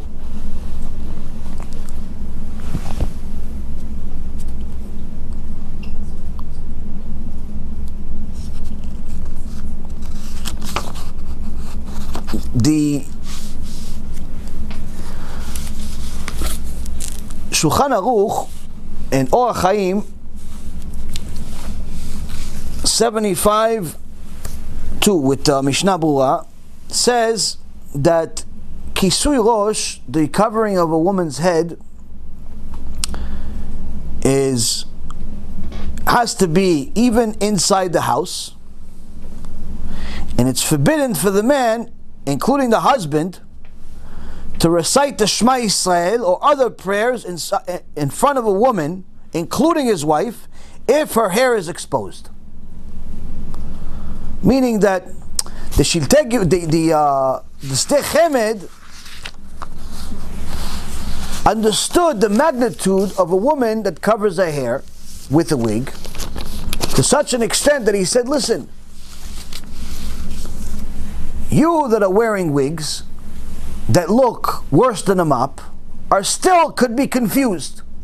Could confuse certain people to think that it's real hair, and is technically still going against the rule that he understands of what it is, and most of the Chachamim understand what it is, and it creates damage. What kind of damage? It's not just damage for when you go outside, even inside. Why? Because the Orach Chaim says that if you walk around with a wig, even your own husband cannot pray next to you.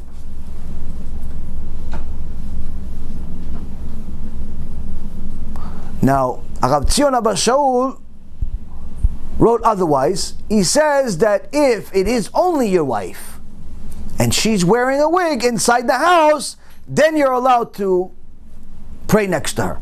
It's your wife. Other women, obviously, no. Now, of course, this can create a lot of debates between people. No, but to this, but to that. The point I'm trying to make is not go into the whole wig debate again. We've already done enough about that. The whole point is that if this type of bomb doesn't affect you and make you think twice before you wear a wig, that means there's a little bit of a problem with your HaShkafa. Why? Because regardless of who said it's okay, whether it's be the Lubavitcher Rebbe Alav Shalom or a few other Chachamim that mention it's okay, regardless, you cannot just go and ignore the Sdei Chemed, the Gaon Mivilna, Yonatan ben Uziel, Arav Ovadia, and many other Gedolim that said it's 100% forbidden, to such an extent that you can't even pray next to a woman that wears a wig. Like, that's the thing. Hashkafa Yehudit is not about, oh wait, but my rabbi said it's okay, so therefore I'm just going to do whatever I want. Hashkafa Yehudit is not just about doing whatever you want and finding the right rabbi to tell you what you want. Hashkafa Yehudit is to understand, wait a minute, what is Da'at Torah? What is what I'm doing? And how much is the, let's say for example, if I'm wearing a wig, let's say, but there are many Gdolim that are no more nor less, let's say, than the Gdolim that I listen to, that say that not only is it forbidden, but it could bring a magefa, it could bring a plague. Like, they're not just saying, oh, it's allowed, it's asur.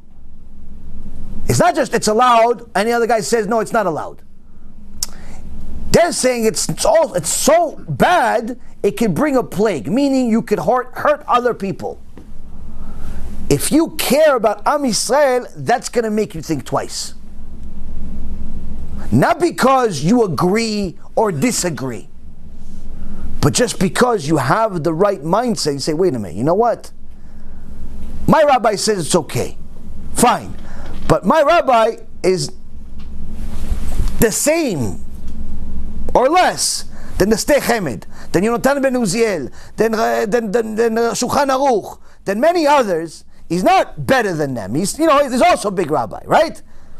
And they're saying, okay, no problem, do what you want, but I'm just letting you know what you're doing is going to bring up a magefa. A person that has the right mindset says, you know what? Even though I can technically do it because I'm listening to my Rav, obviously excluding the whole issue of Avodah Zarah, I can technically do it, I can technically be permitted to do it, but it's not worth it. Why? I have permission to do it. Yeah, I have permission to do it, but it's not worth it. Why? Because just in case I'm allowed to do, but it would still bring a magefa. It would still hurt other people. It's not worth it. It's not worth it for that. That shows you have Avat Yisrael. Now, I'm not saying that every woman, Chas v'Shalom, that is wearing a wig doesn't love Am Yisrael. Don't think that way. I'm talking about the people that are listening to this right now and want to get to a point higher than where they are right now. Wherever you are right now, you want to get higher. You're married, you have a Ashkenazi minag, a Lubavitch minag, you wear a wig, and let's say you somehow managed to get a wig that's actually not part of Avodah Zarah, which according to our research is impossible, but let's say you did, because let's say you shaved your own head and made it into a wig, which also is not possible, but that's a different story. Let's say you did all that. Fine, right? Let's say it's not Avodah Zarah. There is Chachamim that are not only saying it's not good to wear a wig that looks like a mop. Forget about the wigs of today that no one says it's allowed, including the Lubavitcher Rebbe, including Moshe Feinstein, including the ones that allowed it. They're still not saying today's wigs are allowed, especially when they're longer than the exile and look more real than real hair. No one says the wigs of today are allowed. I'm talking about the ones that from 100 years ago. There's ones that say, there's Chachamim that say that the wigs from 100 years ago are so bad, apparently, for Klal Yisrael, they could bring a Magifah. Now, if I was a woman that wants to get higher with my Emunah, Bitachon, HaShkafa, Avodat Hashem, and so on, I'm simply going to say, I got to reconsider. I got to reconsider whether I'm going to continue wearing a wig or not. Why? Because maybe, even though it's allowed, according to my Rebbe, it could still bring damage. It could still bring damage. And that's what the Chachamim did all of their days, is not just learn books, not just do mitzvot, but also make sure that their mindset was as clear as possible when it comes to the Avodat Hashem, but also when it came to the mitzvah of imlachta et chavercha alecha. You made your friend, your fellow, like a king over you, meaning you considered him even more significant than you. You cared more about your fellow than you care about yourself. I like the wig, but I like you more. I like the wig, but I like you more. And because of you, fellow Jew, I'm not going to wear it.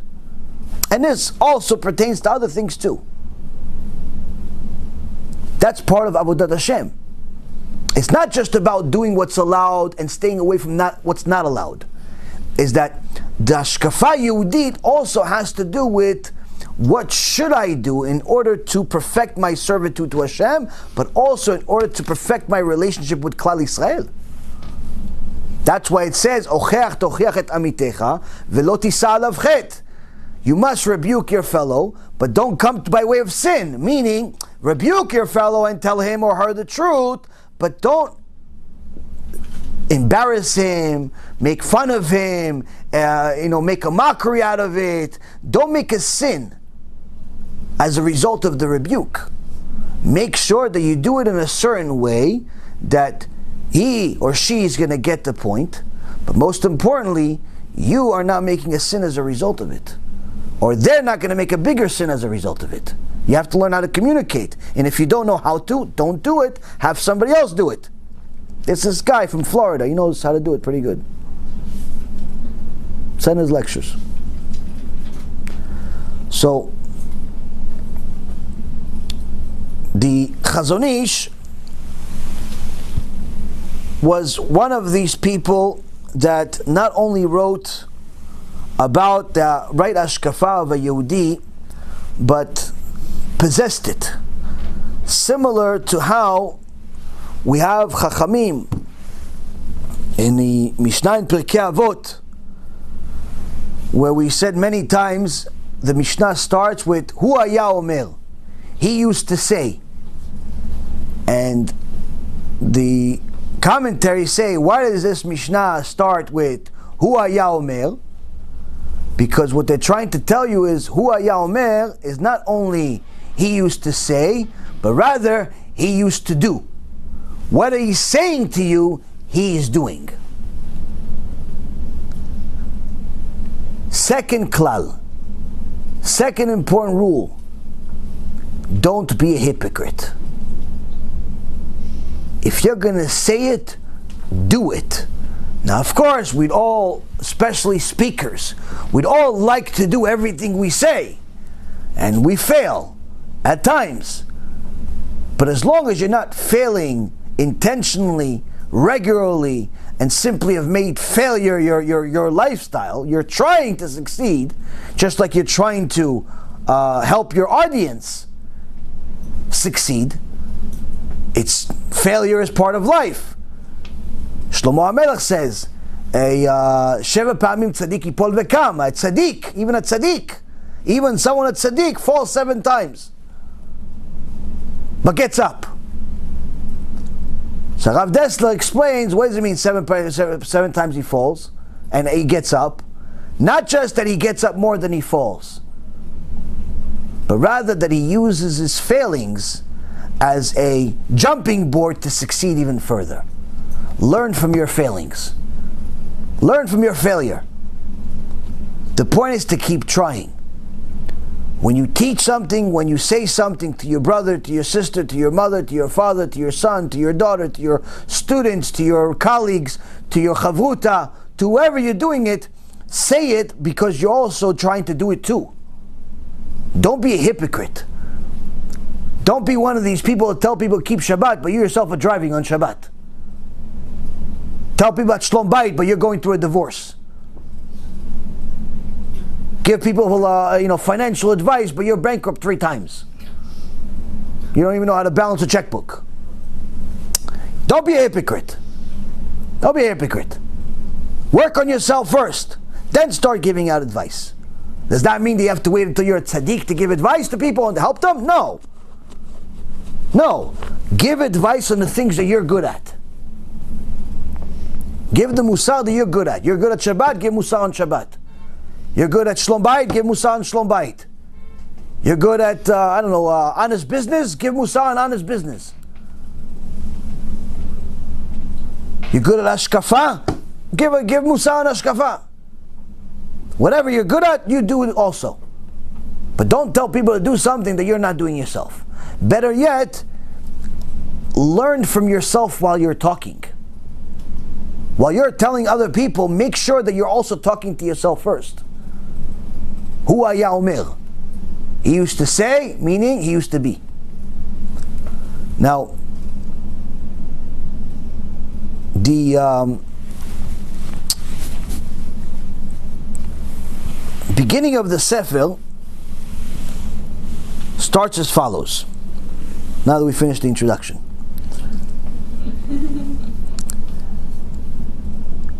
It says, Emunah, faith, is a refined tendency of the soul.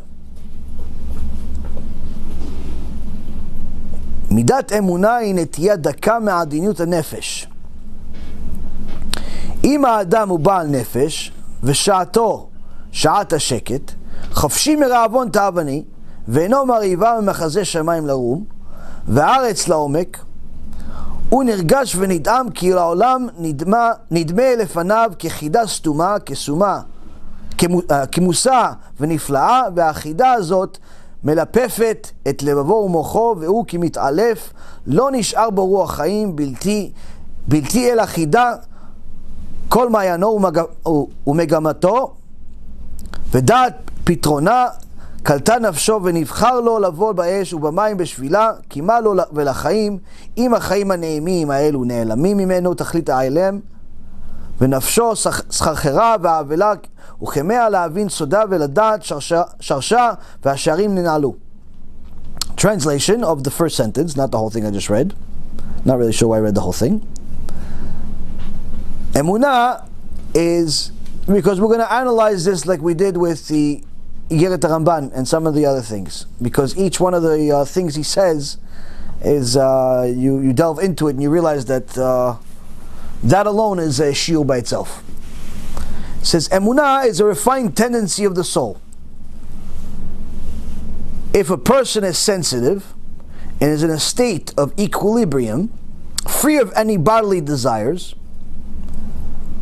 so first he teaches us that in order to attain Emunah, in order to have this extraordinary midah, a person has to be sensitive.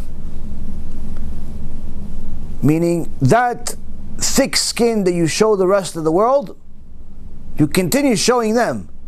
But when it comes to your relationship with HaKadosh Baruch Hu, no thick skin. You have to be sensitive. You have to be so sensitive that you have to analyze every single one of your actions. You have to analyze every single thing that you do. There's no playing hard with Hashem. No playing like, oh no, this doesn't affect me. HaKadosh Baruch Hu knows exactly what's affecting you, what's not. That means that the more sensitive you are, the easier it's going to be for you not only to cry during your prayer, not only to cry during your conversations with HaKadosh Baruch Hu, but also to acknowledge the things that are going on in the world and in your own life. Because if a person is sensitive and is in a state of equilibrium, meaning that he is calm, collected, paying attention, not in a panic about toilet paper,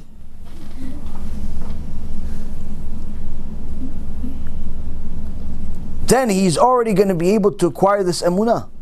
But what else gets in the way of Emunah? He says he has to be free of any bodily desires. What does bodily desires have to do with Emunah? He says, Chofshim re'avon ta'avani. If your bodily desires control your life, you will never have Emunah.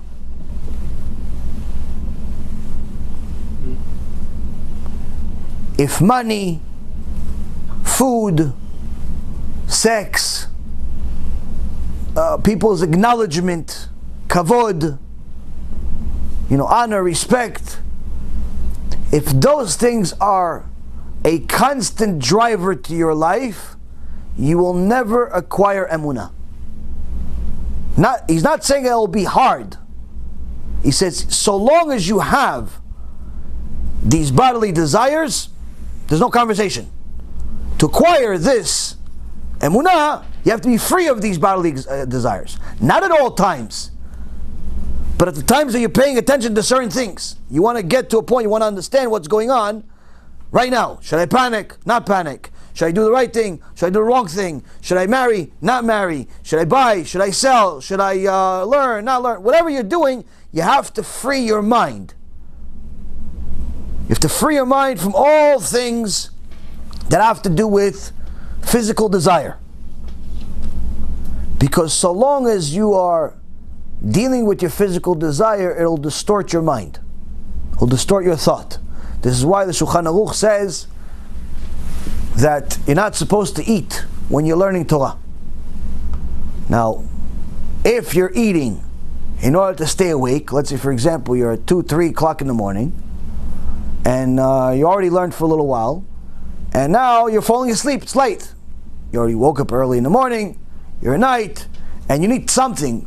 You need something to stay up. It's not necessarily 3 o'clock in the morning, it's in the afternoon, you're just tired or whatever it is, you have a Yetzer Hara that's making you tired, and you're eating not for the sake of eating, you're chewing gum or whatever you're eating, you're drinking coffee, not for the sake of eating, but rather just to move your mouth, and it's known that if you move your mouth, it helps your brain stay alert and stay up. That's a different story. It's a different story, that's okay. But if you're eating for the sake of eating, you're not going to be able to learn. You're not going to be able to learn.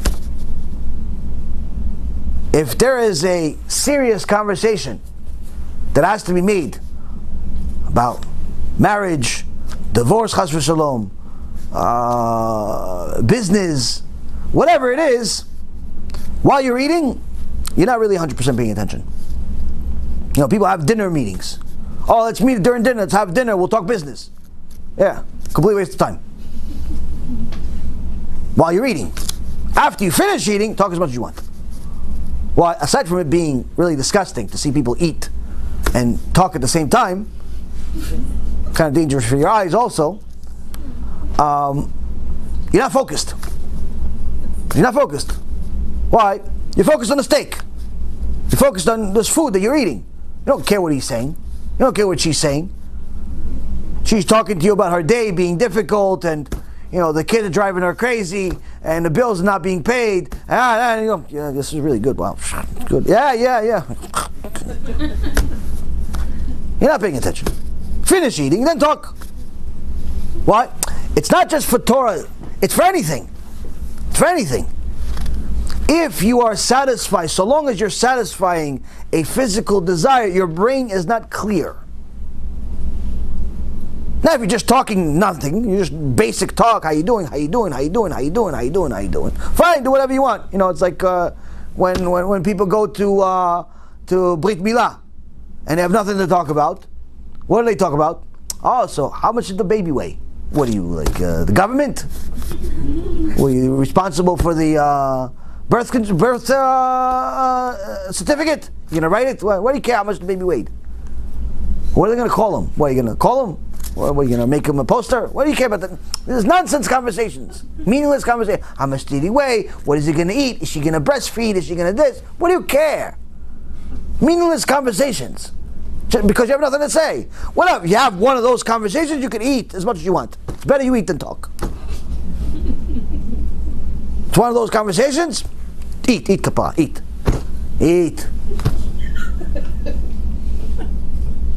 But if it's a serious conversation, want to give it Dvar Torah? Don't eat while you're doing Dvar Torah. You're going to learn? Don't eat while you're learning. You have a conversation with your wife about something serious? Don't eat while you have. Finish first, then have. Why? If it's serious, you have to have your mind clear. And so long as you're meeting or satisfying a physical desire, the Chazon Ish says, your mind's not going to be clear. Needless to say, you're never going to arrive at Emunah, which requires a clear mind.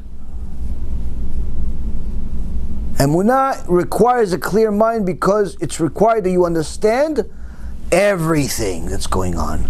Not just the situation, but the world around it. You're analyzing not just Corona. You're analyzing everything around it. Who, what, when, how, where, this, that, everything. Not just the shul, but the community. Not just the house, but the whole neighborhood, the city, the schools, the shuls. You analyze, in order to have a clear understanding, it's everything. He also says, and he also has to be in a calm state. If you're panicking, it's not the right time to make a decision.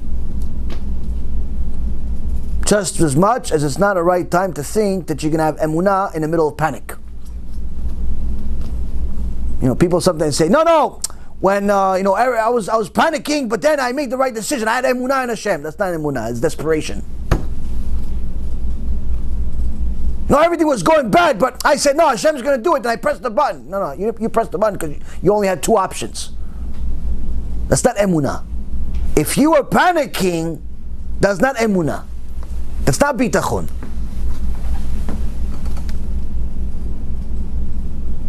It's not bitachon.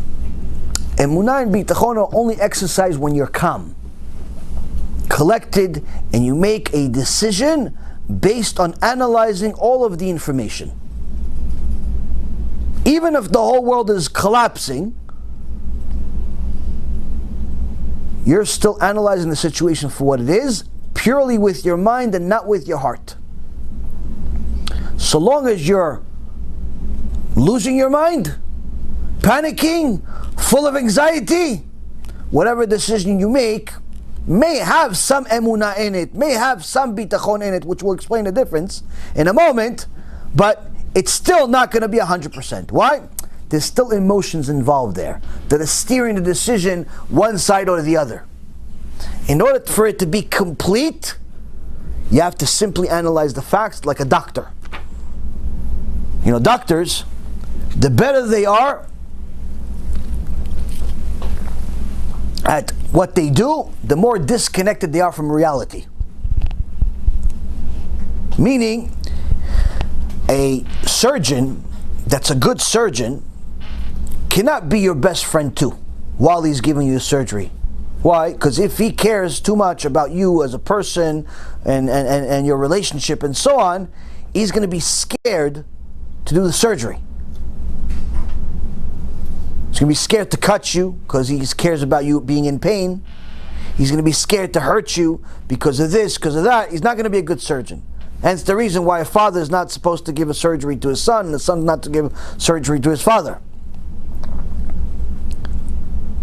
Why? There's emotions there. Those emotions are going to steer the decision one way or the other. Now, a person that is a good surgeon is many times not going to have good bedside manner. Meaning he's not going to be very friendly.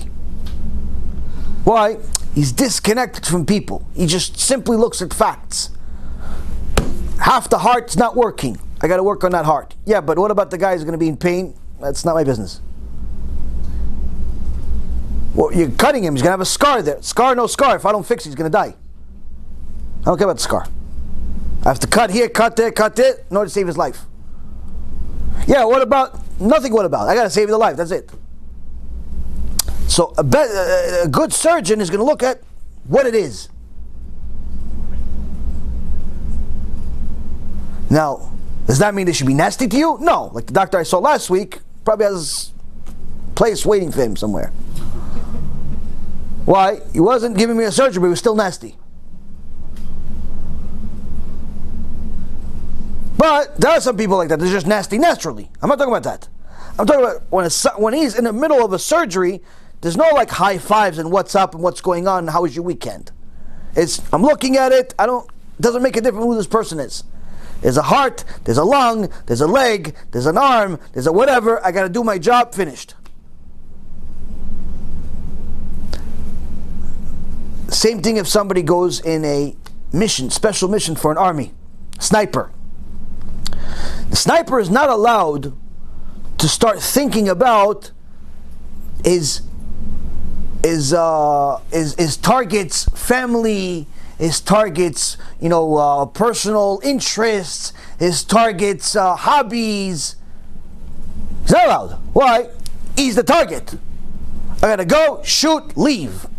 Yeah, what about all the chaos that's gonna happen after that as a result of this guy dying now? His family's gonna cry. His daughter was waiting for her to pick him up from school. His best friend is really gonna buy him a present. All this stuff, that's not my business. Why? I got a job. This guy is danger to the public. He's danger to society. He's a target. I have a mission. I gotta shoot. I gotta leave. Bye.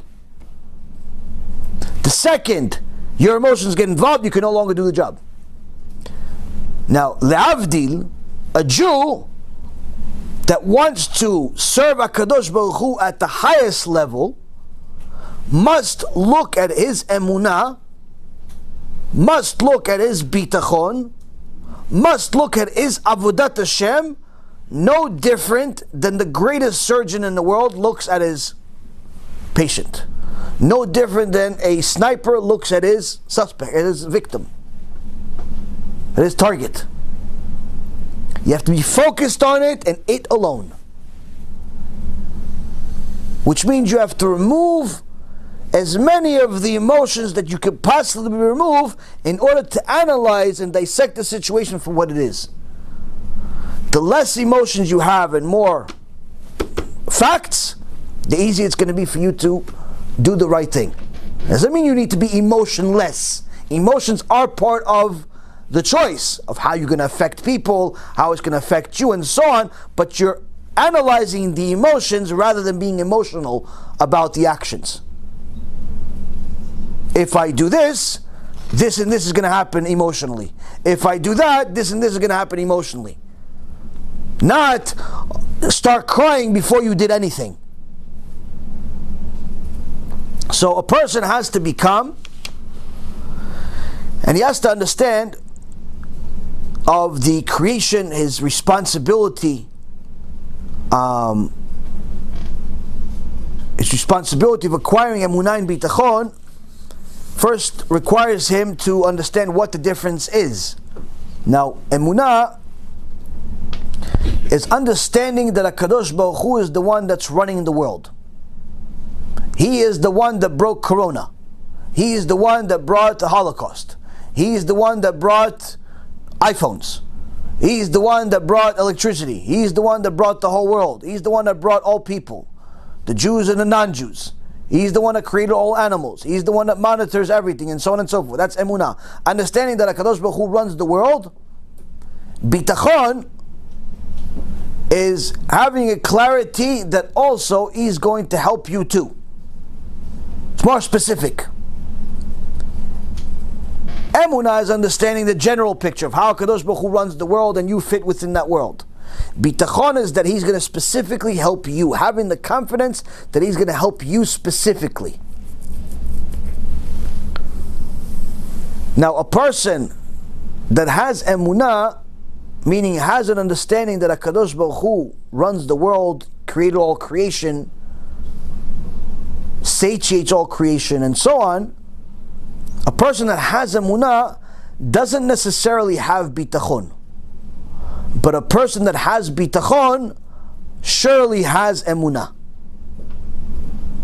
Because if you believe that Hashem will help you, and you have Bitachon, surely you have an understanding that Hashem helps the rest of the world too, unless you're a sociopath. And then that means that your Bitachon is not Bitachon, but rather some other mental condition. So, the point is that the Chazon Ish says here now that he looks up at the sky in wonder and down to the depths of the earth, and he's moved and astounded. Meaning that in order to have Emunah, you have to pay attention to the creation. Look at the sky and how big it is. You ever pay attention to how big the sky is? I don't usually look up to the sky, but whenever I go, walking with my wife, sometimes it's a pretty sky, and you look up and you see, it's always my wife and I always amazed how huge the sky is. And you only realize how big it is when it's like a little tiny little plane. Because you look at it up, it's like nothing there. Let's say there's no clouds and everything, or even if there's big clouds, you have no concept of how big the clouds are. They look like you grab them, it's like little marshmallows or something. Doesn't look like much. But then when you see a plane that's massive, 4, 5, 6, 700 people on this plane, it looks like a little tiny dot in the middle of the sky. You realize how massive the sky is. And that's only what you could see, not all the sky. When a person understands the extraordinary size of this world, and then understand that this huge world is not even a dot in the grand scheme of things in the universe. Not even a dot. There's a famous short video of some picture of the entire universe or galaxy, and they show the a viewpoint of a person standing, looking at the stars.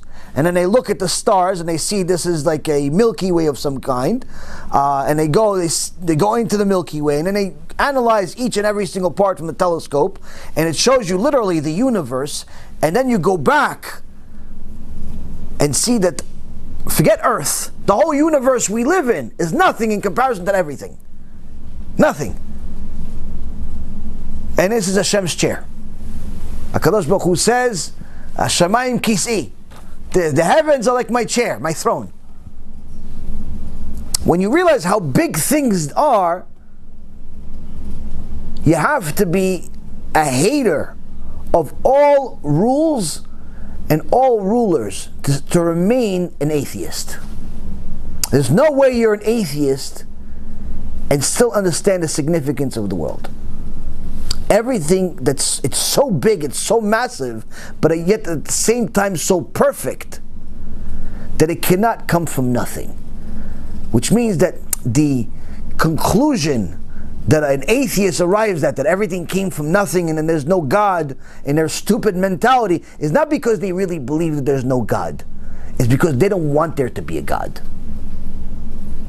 Now, a Baal Emunah, a person that has Emunah, has to do the exact opposite of an atheist, which is to look for God in everything.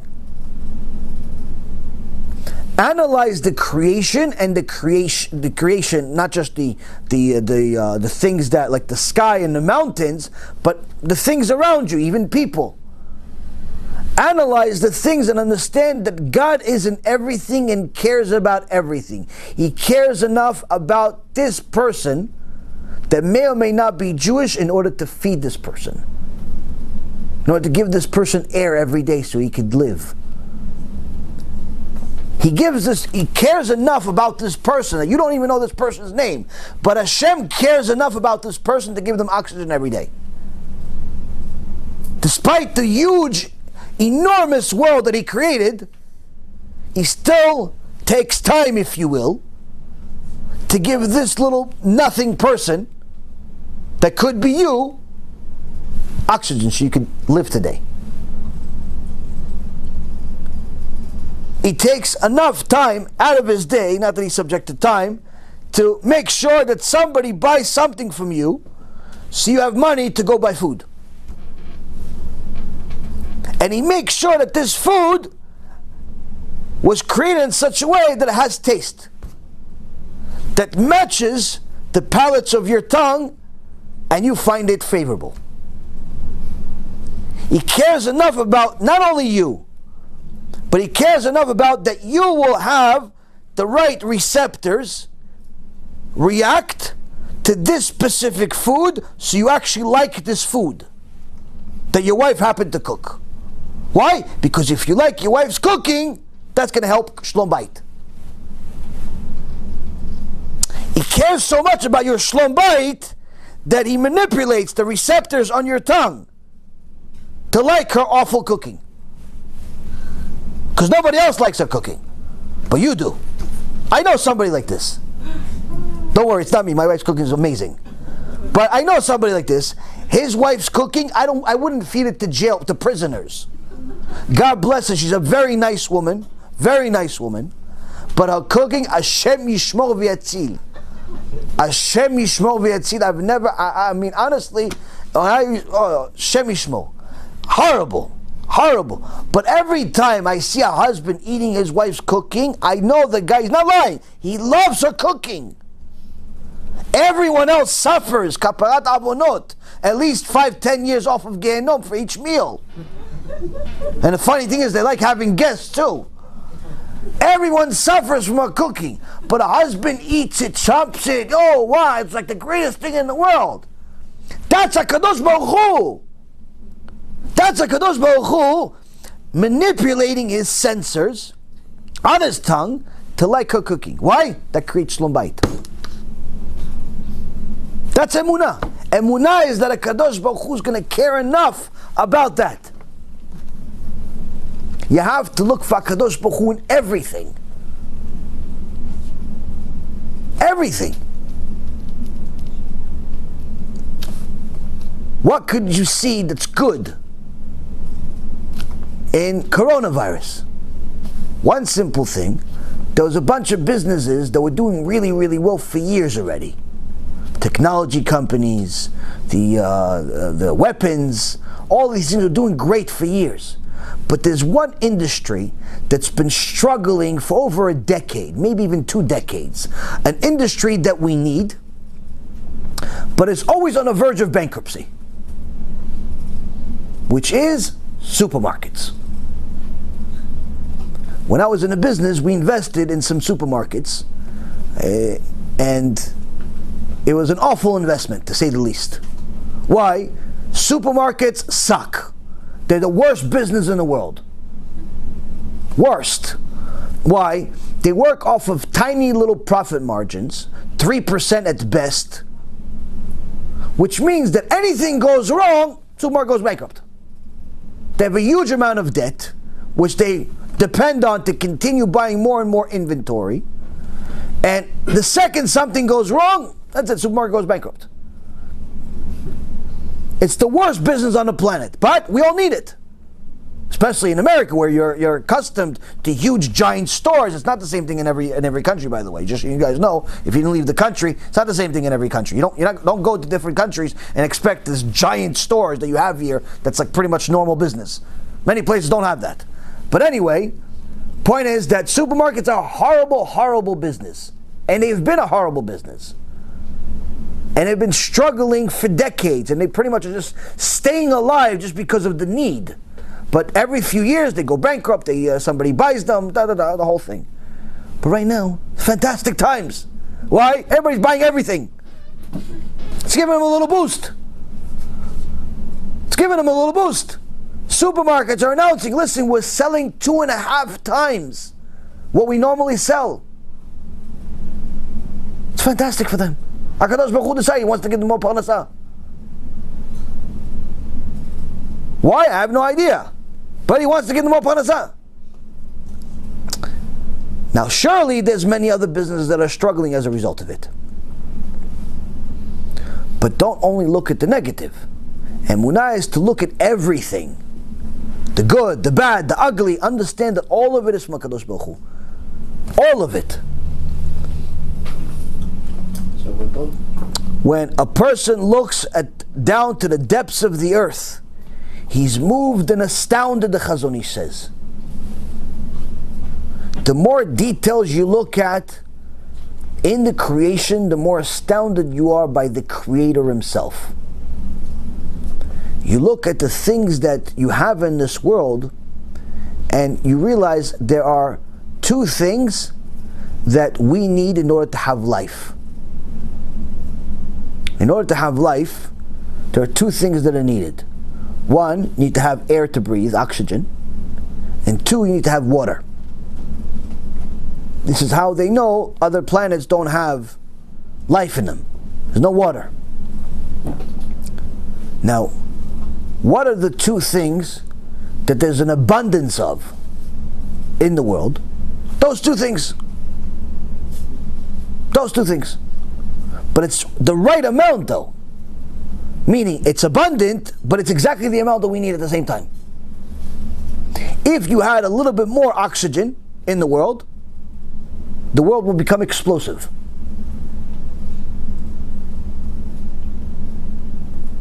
You light a cigarette, boom! World explodes. A little more oxygen. I mean, it's the perfect amount. We need a lot of it. We need it to be abundant, because there's a lot of people, and it's growing. But at the same token, it can't be too much. By degrees. You analyze that, you see, Ishtabach Shimo, it's unbelievable. You analyze where the world is, where the globe is, in comparison to where the sun is. You realize that if we were a little bit closer,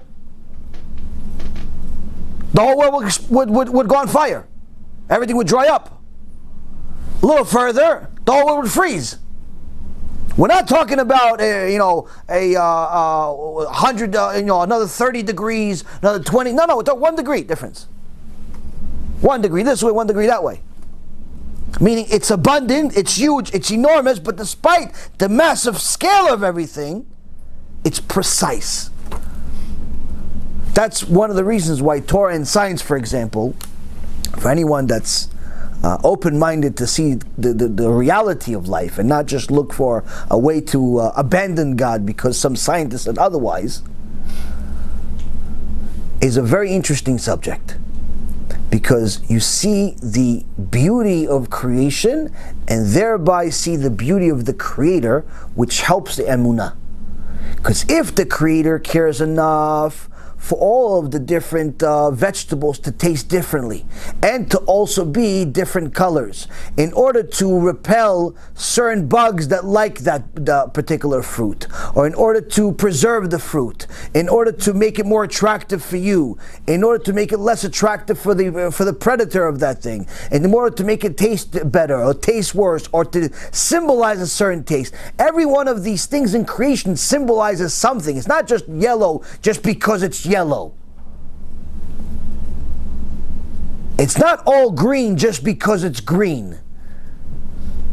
Like, everything has a reason in it, and the more you analyze it, the more beautiful the creation is, and thereby you see how beautiful the Creator is, because He cared enough about you to create it that way.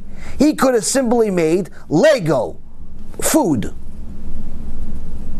No taste, doesn't matter what color it is, and you have to eat it.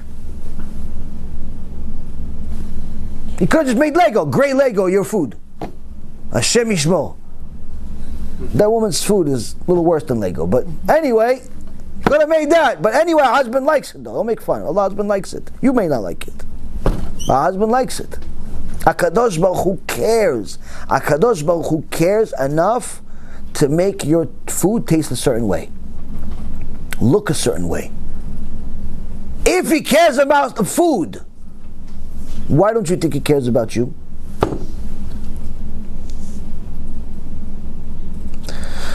So, the world seems to Him an impenetrable, wondrous mystery.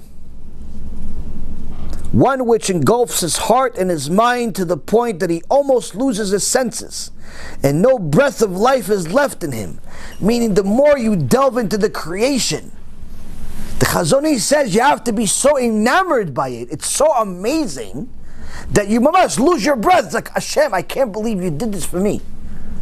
And that's what Chazal says. Chazal says, you're supposed to say the whole world was created for me. And that's not being arrogant. It's not being arrogant. No, it's not the mentality, oh, the whole world revolves around me. No, that's not what we're saying. The whole world was created for me, meaning for me to enjoy. You are allowed to enjoy the creation. And that's why there's special brachot for different things. Seeing beautiful things, smelling beautiful smells, and so on and so forth. There's blessings for it. But you must make a blessing, meaning it's not just enjoying the creation without acknowledging the Creator, though. You must acknowledge the Creator through your enjoyment of creation. But if you're just enjoying the creation and not acknowledging the Creator, then all you are is a thief, the Gemara says. That's not Emunah. That's stealing. So, when a person starts acknowledging the creation, whether he's in a business world or he's in the fields, in the mountains, he has to see the beauty of things. I like business, and it always amazes me that when you drive down a highway, whether it's here or anywhere else, you see these shopping centers. Now, I ran a business, and Bezat Hashem is also a business, even though it's non-profit, it's a business. And I know a little bit about business. And running a business is not easy. You know, everybody wants a business until it's time to pay the bills. You know, everyone wants employees until you have to pay them and deal with their headaches. Running a business is not easy. But it always amazes me that when I drive down the highway, especially here in Florida, there's pretty much like there's nobody in the streets. There's just cars. And you go to the mall, and there's, I don't go to the mall here, but, I remember I used to go to the mall, and there was cars in the parking lot. And you go here, there's pretty much, shopping centers are pretty much like malls here, I guess. And I think a big part of America is similar to that, where there's these shopping centers, and there's these stores in the middle of nowhere, and there's like 6 cars in this huge parking lot that can fit 5,000. There's like 6 cars, and 5 of them are employees. And you go to the shopping center, because you need to get, soap or something. And there's a store that sells that soap, or that medicine, or that, screw that you need. And it's in the middle of one of these shopping centers, and it's pretty much, you're the only customer they've seen all day. You know what amazes me? That they stay in business. It amazes me how Kadosh Baruch Hu sends each one of these stores just enough money to stay in business. It's unbelievable to me. You drive in these stores, there's no customers. You never see the customers. But apparently they have enough customers to stay in business. And it doesn't matter what business they're in. They could be fixing shoes. They could be putting tattoos on people. They could be selling screws. They could be fixing clocks. Like, who wants their clock fixed? Why do you care about clocks? Go buy a new one. But there's somebody that needs the clock fixed. And there's a guy that has a business that fixes clocks. Or there's business that fixes books. Like, who fixes books anymore? Just buy another one on Amazon. It's $20, buddy. It's going to cost you $15 to fix it. No, I want my book fixed. It's unbelievable. It's all these strange businesses. And they have money to survive. It's amazing that HaKadosh Baruch Hu runs the world in such a way that he gives the clock fixer and the screw salesman and the car salesman and the tomato salesman and all of these people just enough money to live, and many of them prosper. It's unbelievable. And don't think it's the internet. They were surviving long before the internet. Imagine, there's a guy, all day he fixes watches. Like, if you ask me, you're crazy if you open some shop to fix watches. Why would anybody come to you to fix a watch? Okay, you know what? Let's say some people need their watch fixed, but how many? Enough to pay rent, $5,000 a month? Are you out of your mind? You know how many watches you got to fix to get $5,000 a month for rent? And you have 3 employees? How many watches are you going to get? The whole country's watches? But guess what? Hashem sends him parnasah. Hashem sends him parnasah. Or like this store, Michael's. I don't know if you guys heard of it. There's a store, Michael's. I remember in New York they had it. It sells like little tchotchkes. Like, I don't know, all types of like stuff. Arts and craft stuff.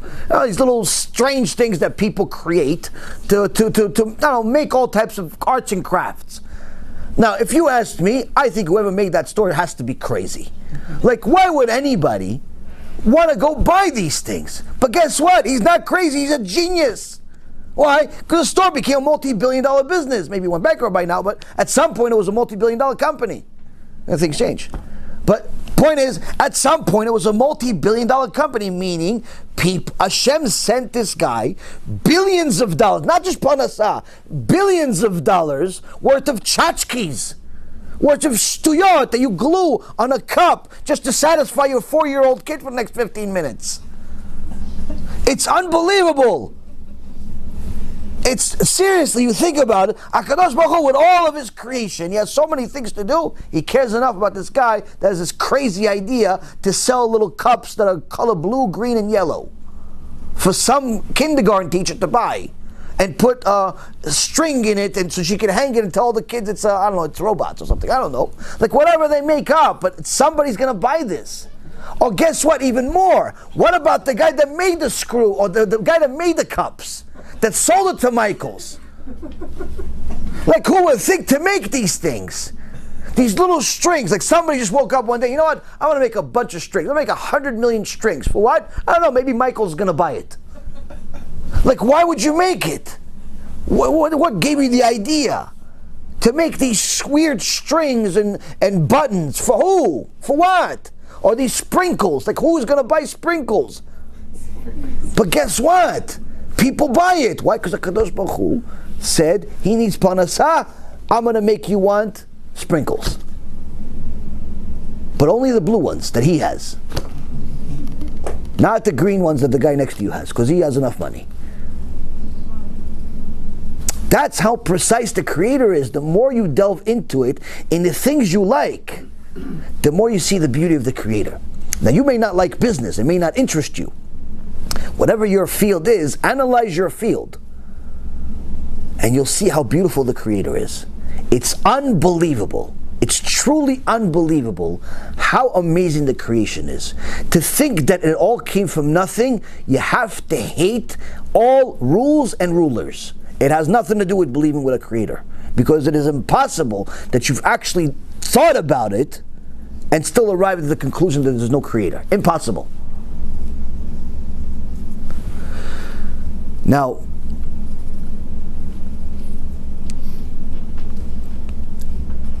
we're almost done with the first paragraph.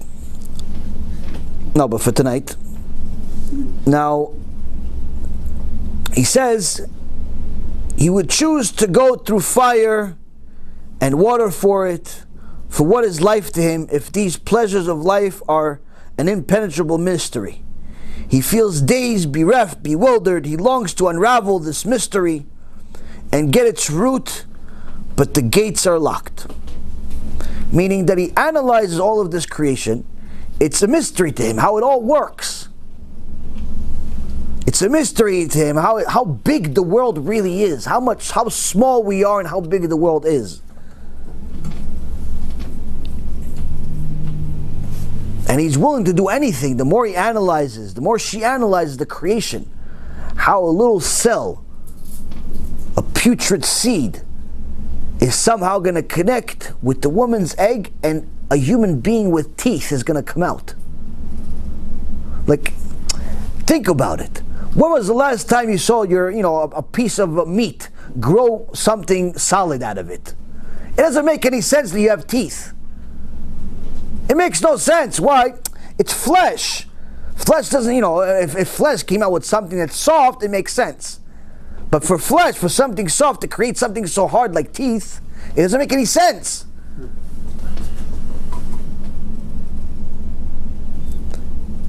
The more she analyzes her baby, the more she loves her baby.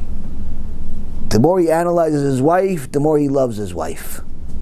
Not analyzes her cooking and her cleaning and the things that are just obvious, but analyzes her toil, her difficulty, her mesirut nefesh, her sacrifice.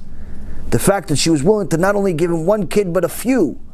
He wouldn't deal with that suffering even once, especially after having one kid. Just imagine the suffering a woman has to deal with for one kid. She was willing to do it for you a few times. That's enough reason for you to love her for the rest of her life. So the more you analyze the benefits you get from the creation, the more you love the Creator. So here, we'll stop for now, is just first and foremost understanding that there's a difference between Emunah and Bitachon, understanding that you can have Emunah, but not necessarily Bitachon. Bitachon we'll get to eventually. But Emunah starts with acknowledging the creation. But that acknowledgement requires that you are focused, that you're clear-minded, that you're not overly emotional and anxious, that you cannot be in the middle of a physical desire, because the more you're satisfying or satiating your physical desire, the less clear you're going to be, or the less possible it's going to be for you to meet to get to Emunah. You have to be able to mitbonen, to delve on things, and the more you delve on things, in essence, the more you're going to be amazed at creation. This is the beginning of HaShkafa Yehudit, the Jewish mindset that we're supposed to get to. This is the beginning. We're going to the roots of Emunah. We're not even getting to Emunah yet. We're getting to the roots of it. How does it even start? And this roots of Emunah is the roots of HaShkafa Yehudit, having the Jewish mindset. So this is the deepest part of where we're starting from. This is A. And B'ezrat Hashem, Yeh Ratzon, that we will succeed to continue the series and complete the series, and eventually get to a real Hashkafa Yehudit, to get Am Yisrael closer to HaKadosh Baruch Hu, closer than we've ever been, and B'ezrat Hashem, serve Him like we're supposed to, serve Him like He wants us to. Baruch Adonai Le'olam, Amen ve'amen.